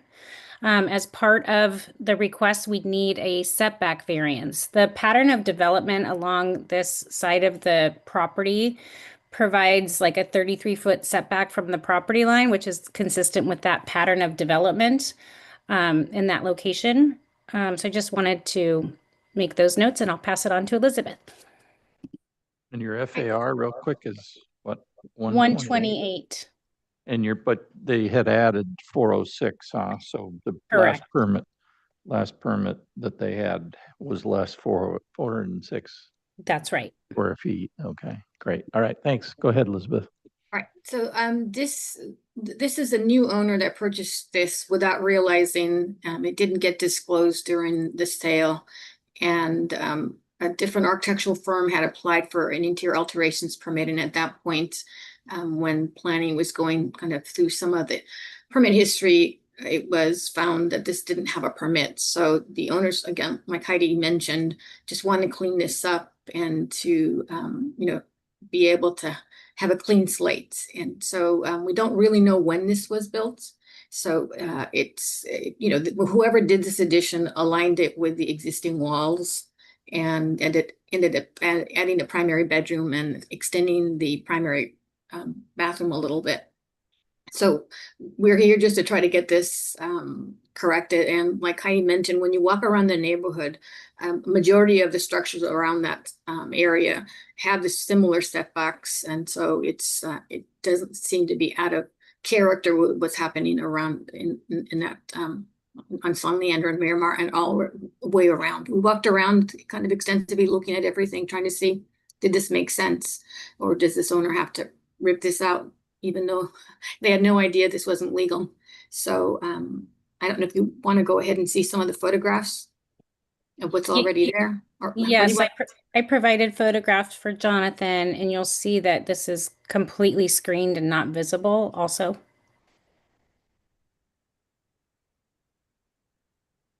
A different file or something.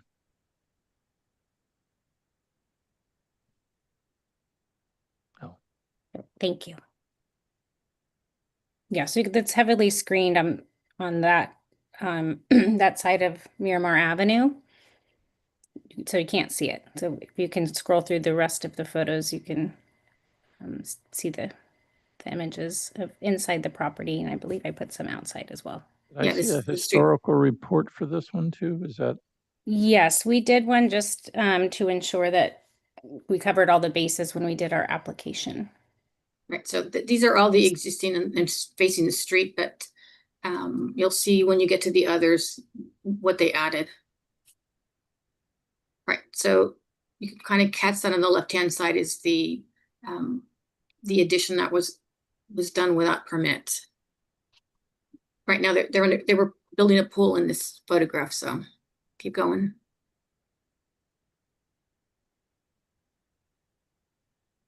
Left going. side there are these photos. Yeah, and you can see there's a light fixture there on the left side. That's the addition. You can see a little bit of the window on the upper photo. Keep going.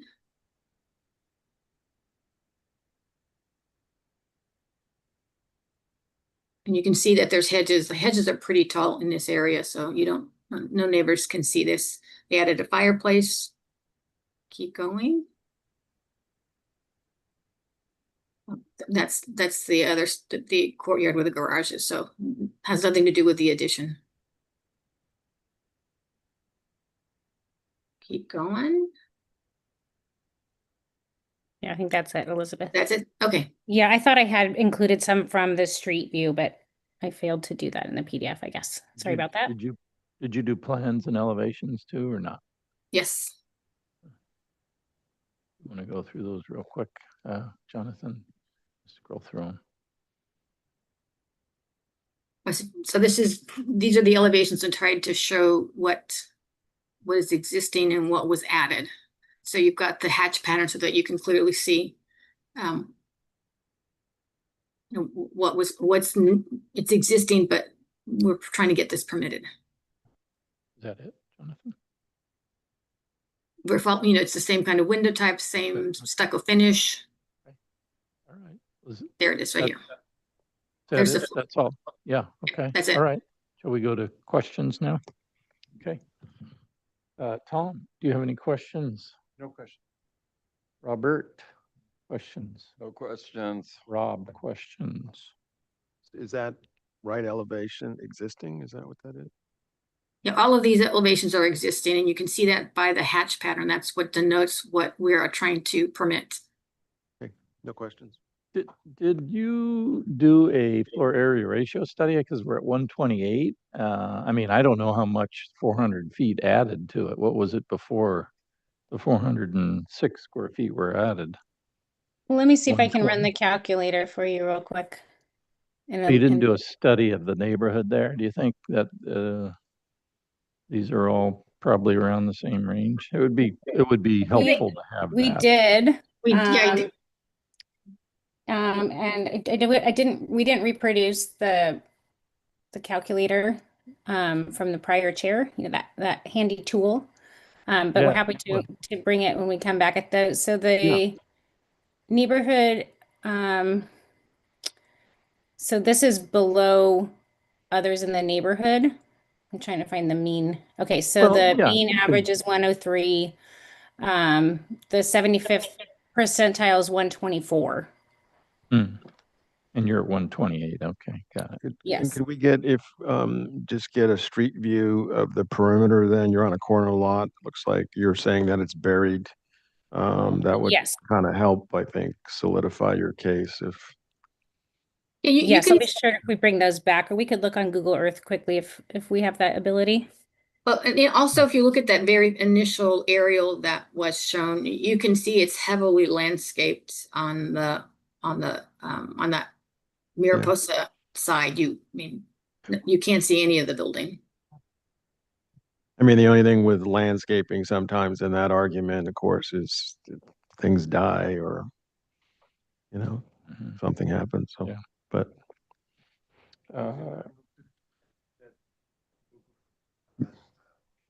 he was going to do you're going to do a street view first or something.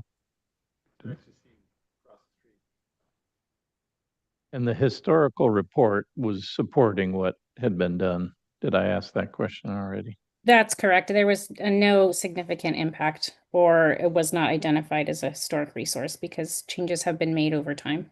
Is it that wing, plan view, that wing on the left? Is that It's on the right. It's on the right. addition.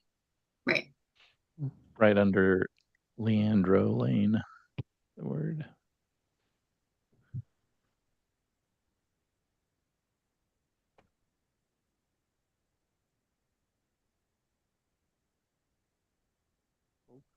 Yeah, we'll be sure to include those photos when we come back, but I think just taking a quick peek from Google Earth Street View on that side, you can see how heavily vegetated it is. This area flood right there? It's not in the flood zone. Yeah, they do, because it's a corner lot.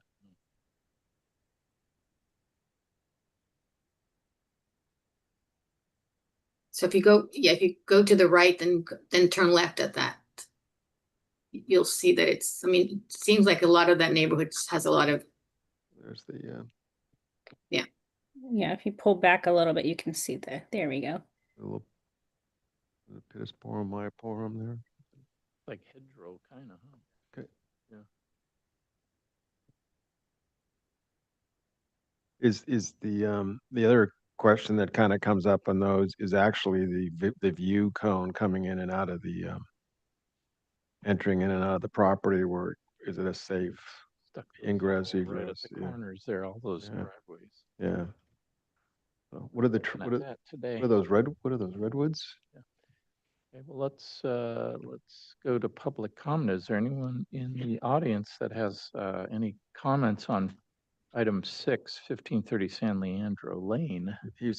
Gentleman's on the last one. We have no attendees and we have no letters submitted for this item. Okay, we'll close public comment and we'll go to the board for their comments. Did I start with you, Tom? I can't remember. Okay, let's do that. I think I'm fine with it. You really can't see it. It's always difficult to receive these after the fact. Right. What do you do? In this case, I don't think it's a horrendous, egregious, I should say, violation. So I think we should give it approval. Would be my call. Yeah, I would agree with Tom if I don't see anything that seems like it's buried. And Robert, your thoughts on this? I agree. I mean, it is not egregious, and it's really a moot point because it's there, it's built. And I Better ask for forgiveness. Let's not say that too much. Okay, yeah. I would still like to see your floor area ratio study just so we can say we did. Yes, happy to. Quick request. We do have to go to the zoning administrator for the variance. So if the board has any comments on the variance request that can be in the minutes that we can take with us when we come back, we'll be sure to include that study for you. And that has to do with it being built in the setback, is that? Correct. Okay. And how much of it is in the setback? Can you go to the site plan? Sorry, Jonathan, we're making you work hard today. Yeah, there's some measurements on there. Is there any reason that roads gets involved in any of this thing, or because you're in the setback? Public Works Transportation would review our application as part of the CDP and the variance request. So you can see some boundaries, the 50-foot setback, the top line there where the pattern of development goes, kind of dashed downward. And then it's 13.4 feet from the edge of right-of-way setback and 33 feet from the property line. The only reason I ask that is sometimes with kind of ingress egress situations out of properties, that transportation has got wants some real enhanced view cones, and so I don't know that. Just kind of a warning. Not changing, Sure. unfortunately. We haven't received a feedback letter yet, so that may come up. Zoom out a little bit, Jonathan, just so we can see the whole site. So I think my words for supporting this would be that in efforts to create good architecture and align existing walls of this fairly simple single-story structure, that I would be okay with approving it as it is submitted here or built in this particular case, if that helps with the variance description. Anybody else have anything to Yeah, add that to that? that the that the owner you know motivated to kind of maintain the hedge, you know. Yeah. And because of the existing landscaping and the condition of the site and the hedgerow district area there, that it is well screened from Miramar Avenue. It is a corner lot. So it has two front setbacks, and we recognize the challenges of that. I was mostly saying that the, you know, they're required to maintain the hedge, or, you know, keep the hedge if they're the kind of thing, you know, that. Well, I mean, just speaking for the owners, they want privacy. They're Of course, not, but- Right. yeah, they're not gonna let that I think it's, yeah. I think proceed that or die. It would be replaced if anything were to happen because they want their privacy. by putting that condition in there, say you sell the property and then Yeah. somebody comes in there and then wants to like do something different and knock it all down, and then that maybe changes Okay. the basis of our approval, so. So we could have you come back for preliminary final on consent then, right? That would be Final. excellent. But that'll be after your variance approval. Correct. Okay. Okay, great. Thank you. Thank you. Thank you. Hey, let's go on to our last item, 1156 Hill Road, Shapiro accessory structure. Heidi, you're also. I am back again. Heidi Oh. Jones, agent for the owner. This is a coastal development permit request for an as-built garage. It really functions more as a workshop space. There is an existing two-car garage, but it holds the owner's classic car. It's actually probably the cleanest garage I have ever been in, and a gym structure. This is associated with the zoning violation case, so we need to try and permit these components as built as well. Our understanding in the history of these two areas, they were previously like dilapidated Edison utility infrastructure that were enclosed, and then they were improved without the benefit of permits. So it is what it is. So we're trying to clean this up. I just want to mention two things in the aerial, and you'll see on the plans. The neighbor adjacent, you'll see the kind of those cream colored roof lines. It's a carport and an existing like covered patio fire pit area. It crosses the property line onto 1156, and it's within an existing landscape easement that the property owners have. We haven't received our feedback letter yet, but in speaking with the planner, those two items will need to be addressed by that property owner and connected to this permit. I just wanted to clarify that for you. And we'll pass it on to John Beecham, and if you have questions. So Heidi, real quick, to Mhm. clarify that, you're saying that the two structures that we see there are part of 1156, or they're part of the adjacent neighbor and they cross over the property line? Yes, they are part of the adjacent neighbor and cross over the property line. And when we look at the project plans, you may see that and have a question. So I just wanted to point that out as we Okay, get into it. You're welcome. Go ahead, John. Hi, good afternoon. John Beecham. So if you can go to the project plan set.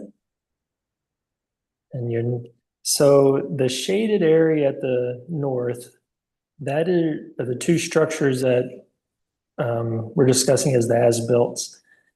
That area on the north is that private drive that comes around to, I believe it serves like 3 parcels. The primary house was, built in the later 80s. And then these two areas, it's a little hard to decipher exactly what we had there, but there appear to be some leftover from some Edison structures or footprints that were from possibly from the railroad. We're not sure. But those two structures, if you go to the next floor plan, so there's a roof plan and the floor plan. The floor plan on the left is used as a garage. The one on the right appears to have been open at some point and then has been covered. and is now used as a gym. There's no plumbing in it or anything like that, but it's been enclosed. You can go to the next slide. So there's your front elevation from that private drive on the upper right. So you'll see the garage doors, and then it's a wall where this open area was infilled, or roofed, I should say. The next elevation facing south, that faces into the courtyard of the primary residence. So that one has just some clerestory windows up above. And as you can see in the sections, it's a shed shape towards the driveway. I believe we have a couple of photos that were provided separate from the plan set.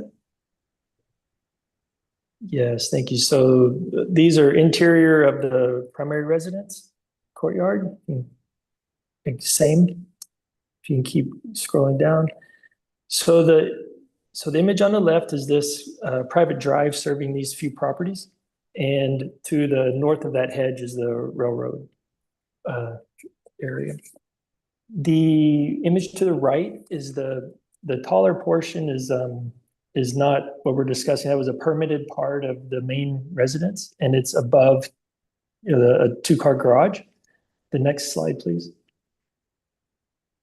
So a little hard to see from this one, we apologize, but on the right-hand side is the structure that we're discussing. So you see the garage doors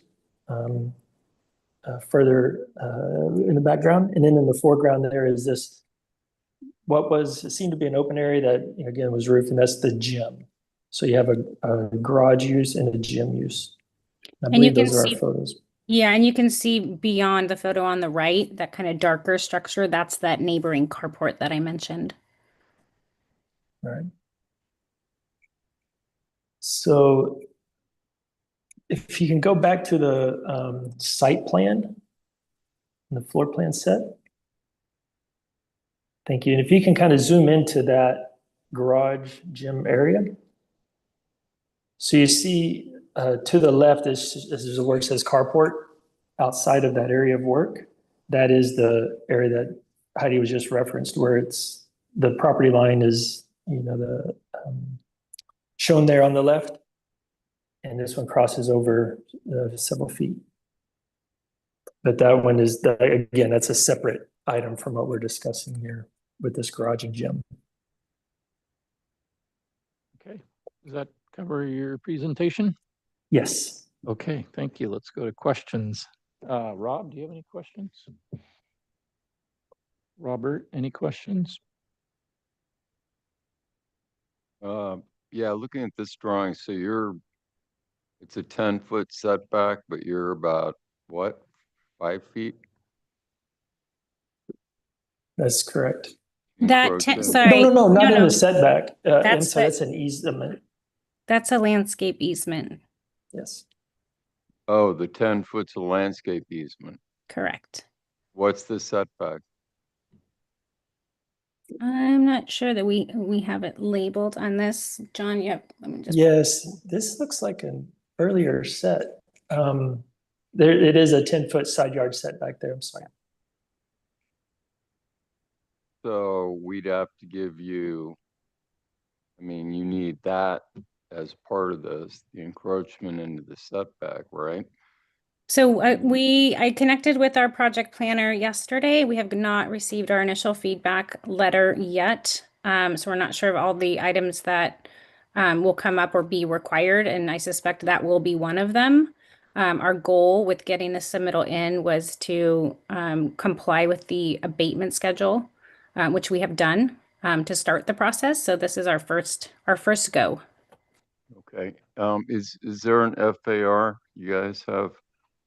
It was not on that set, but I ran a quick calculation. And from what I can understand, with the prior to excluding, excuse me, this garage gym, the project's at 93% FAR. As it sits now with the requested as-built, it would be at 121. But I don't want to promise those without a little bit more understanding of the primary residence square footage. But this is what we can pull from archive records. And you will provide that next time. Happy Yes. to, yeah. Fill out that table. Okay, no more. Questions? On the site plan, there's a note that says proposed 622 square foot accessory dwelling unit. That What am I looking at? You're looking at something that shouldn't be there. There was an updated set of plans and they just didn't get included. I'm not sure if that was left over from a neighboring set, but no ADU is proposed. Okay. Thank you. So if I already answered, we're in the setback, kind of, we're not sure. I guess my question is, how did you end up here? A Did- neighbor did- complained, Okay. an inspection was completed and a violation case opened. Got it, okay.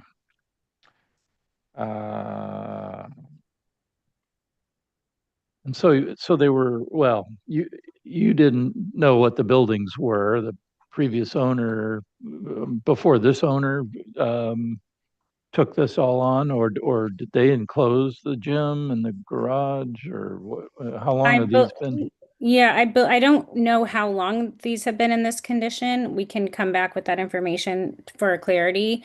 My understanding is the current property owner did this work. Did the work, okay. Correct. All right, great. All right, that's all I had for questions. Let's open public comment. I do have a letter from Hugh Schink, is that right?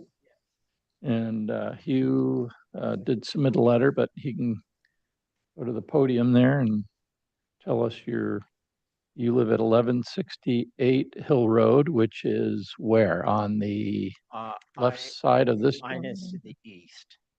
To the east, okay, so, Yes, okay, there it is. I also own 1170, which you can see is just on the right-hand side.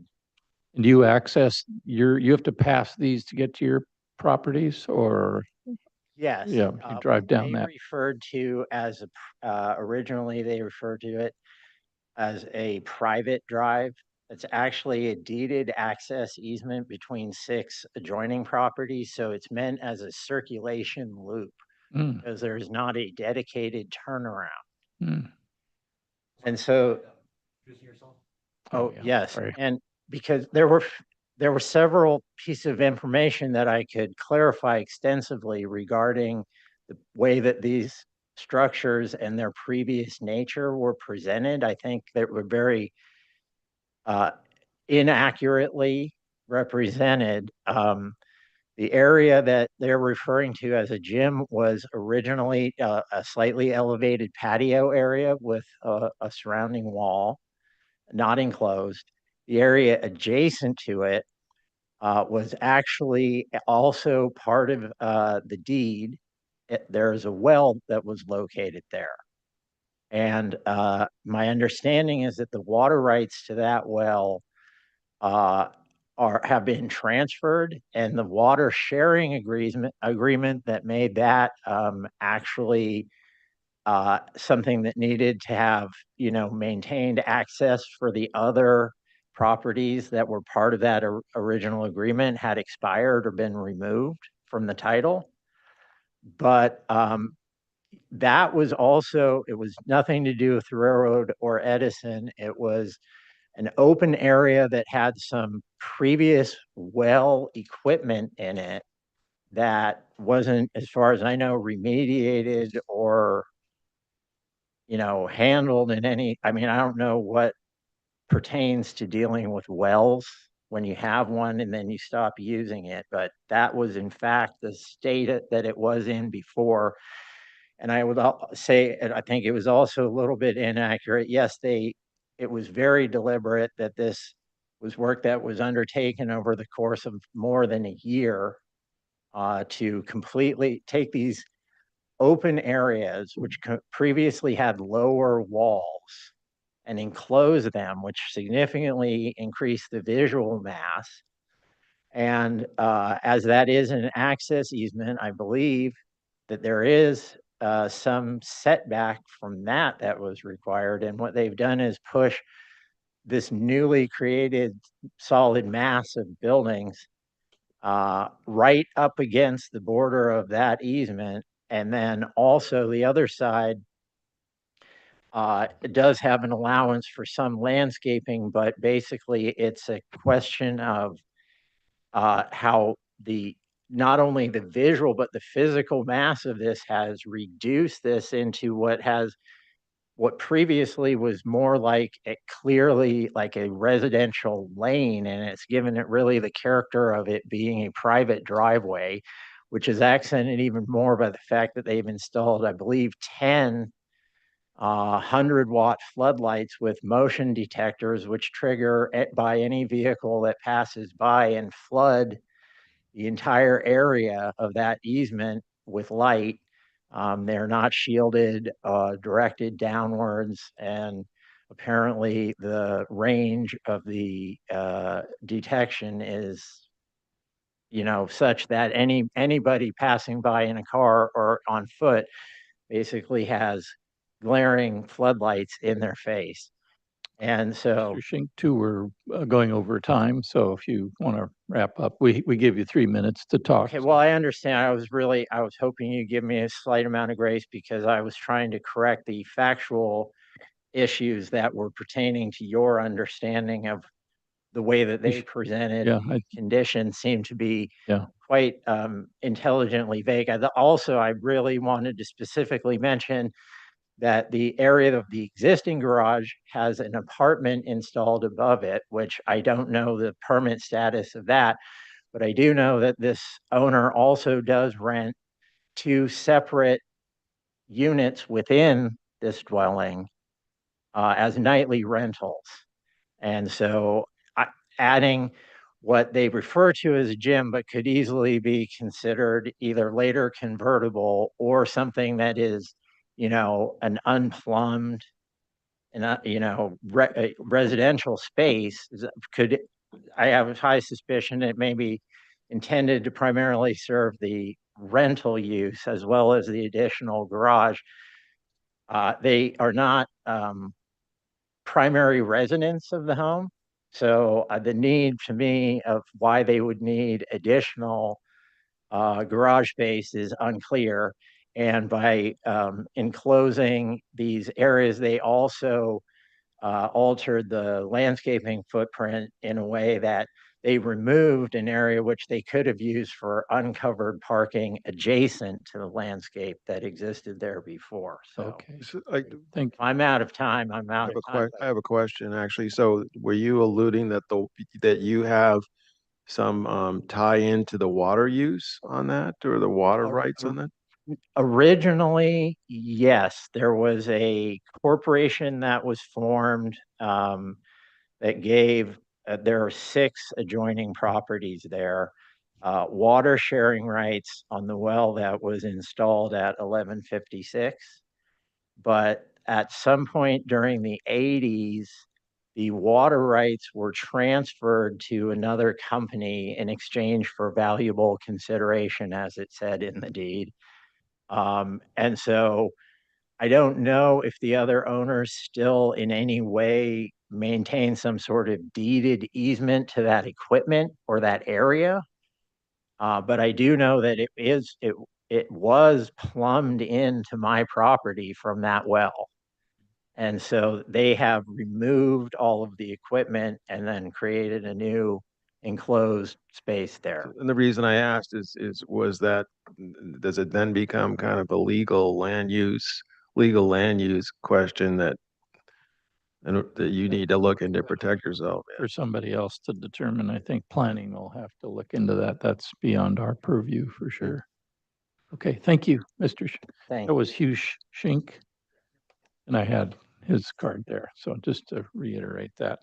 Okay, was there anyone else for public comment, Jonathan? That was the only person for public comment signed up. Okay, all right, we're going to. Planner actually has his hand up. What's that? Planner. Oh, okay. Well, let's hear from the planner then. Hi again. Thank you. Wrong planner. Sorry. Thanks, Adam. No, You get two planners. Yes, thank you, Hugh, for your comments. There's some interesting information in that. I just wanted to note that this property is served by the water district. Sorry, I thought I I'm saw s- Adam's hand up. Yeah, sorry, Heidi. Oh, we had both We our thought hands it up? was, we thought it was for the property planner, which Okay. actually, do you have a planner? Yeah, you do, but Yes, you haven't gotten any, Adam, we haven't that's gotten. right. Yep. Yeah. Does That's he all I have wanted to mention. We're served by the Montecito Water District. Sorry, you're not on a Yeah. microphone, so we're not able to Yeah. go back and forth. It's not on the record. No, Yeah, no, we're moving forward. Okay, so we closing public comment? Yes. Okay, close yeah. Public comment. Closing public comment, going to the board for their comments. And did I start with you, Rob? I think I did. Okay. Yeah, I'm going to start with you.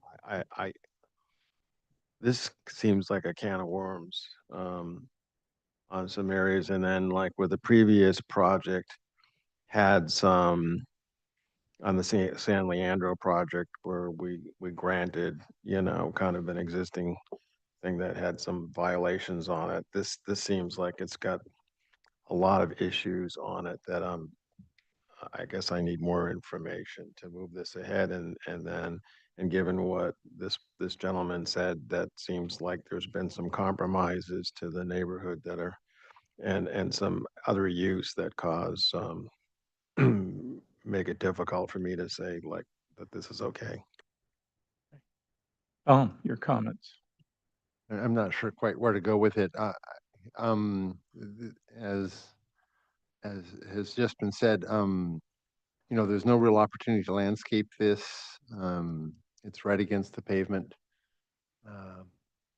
I'm concerned. I'm not sure quite how to go with it. I think a little feedback from the planner on the setback and other issues would be useful before we try and wrap this one up. Okay. Robert, what are your thoughts? Yeah, this is a messy one, and for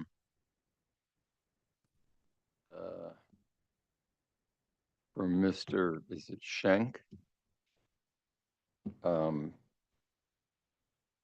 If it's really that he's renting out rooms on a nightly basis, and those are short-term rentals that I'm not sure are allowed in that zoning right there. Typically, you have to be in there for at least 30 days. So I don't know if there's any documentation on that or whatever else is rented there. I just think there's a lot more information that needs to come forth. The building itself is in the setback. We need an FAR, an accurate FAR sheet filled out. So I think we have to go with continued conceptual. Oh, Kimberly, yeah. Kimberly. Yeah, I please, was just out wanting to here. interject and see if we could refocus the conversation on any architectural features or direction that you'd like to give the applicant about, no, we can't support it this close, or we, if we do these things, this might be something for supporting the issues about intent of the applicant or potential violations regarding short-term rentals or those types of things are a bit more in the planner's purview and outside of the MBAR's purview. And we're hoping for some direction on, from an architectural standpoint, whether these changes, additions could be supported, or if they need to redesign and move in a different direction. We go to the site plan. Thank you, Kimberly. Yeah, I would like to see the floor area ratio, certainly the number and the study for the neighborhood. First of all, that's important. Architecturally, the structure is not very attractive. I'll admit it's a big blank wall on that gym side, especially. It looks kind of warehousey for a residential neighborhood to me. I'm not sure I would support the way it looks currently. The impact to the neighborhood in terms of it in the setback. Let's try to solidify that a little better. Looks like is it out of the rear setback too?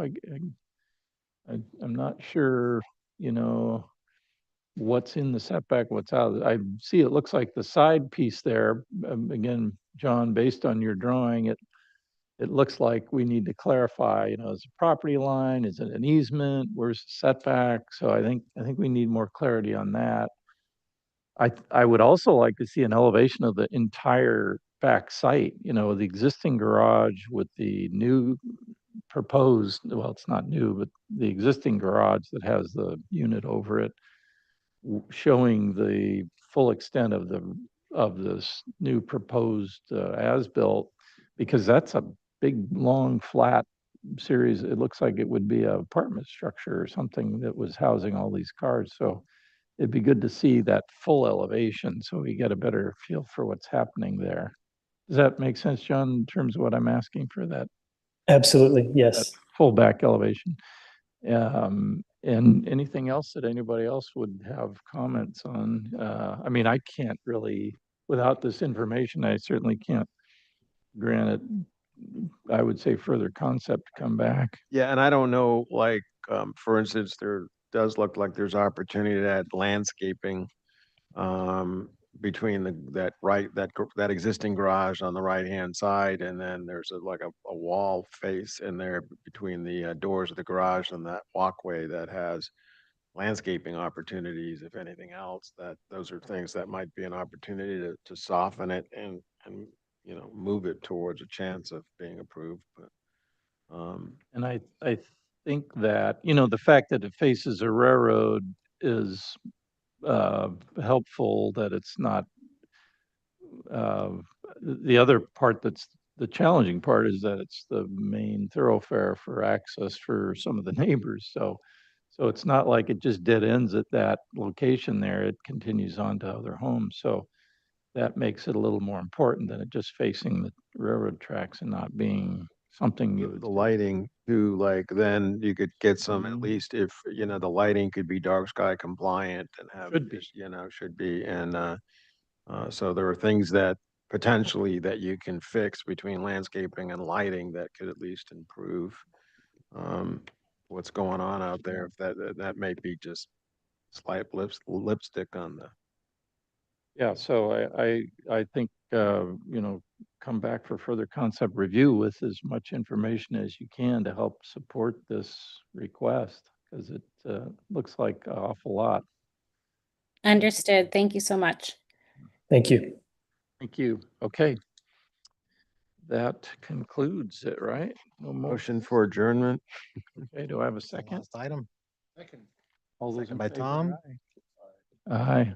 4-0 vote. We are adjourned. Thank All you. right, thank you. Thanks, Jonathan.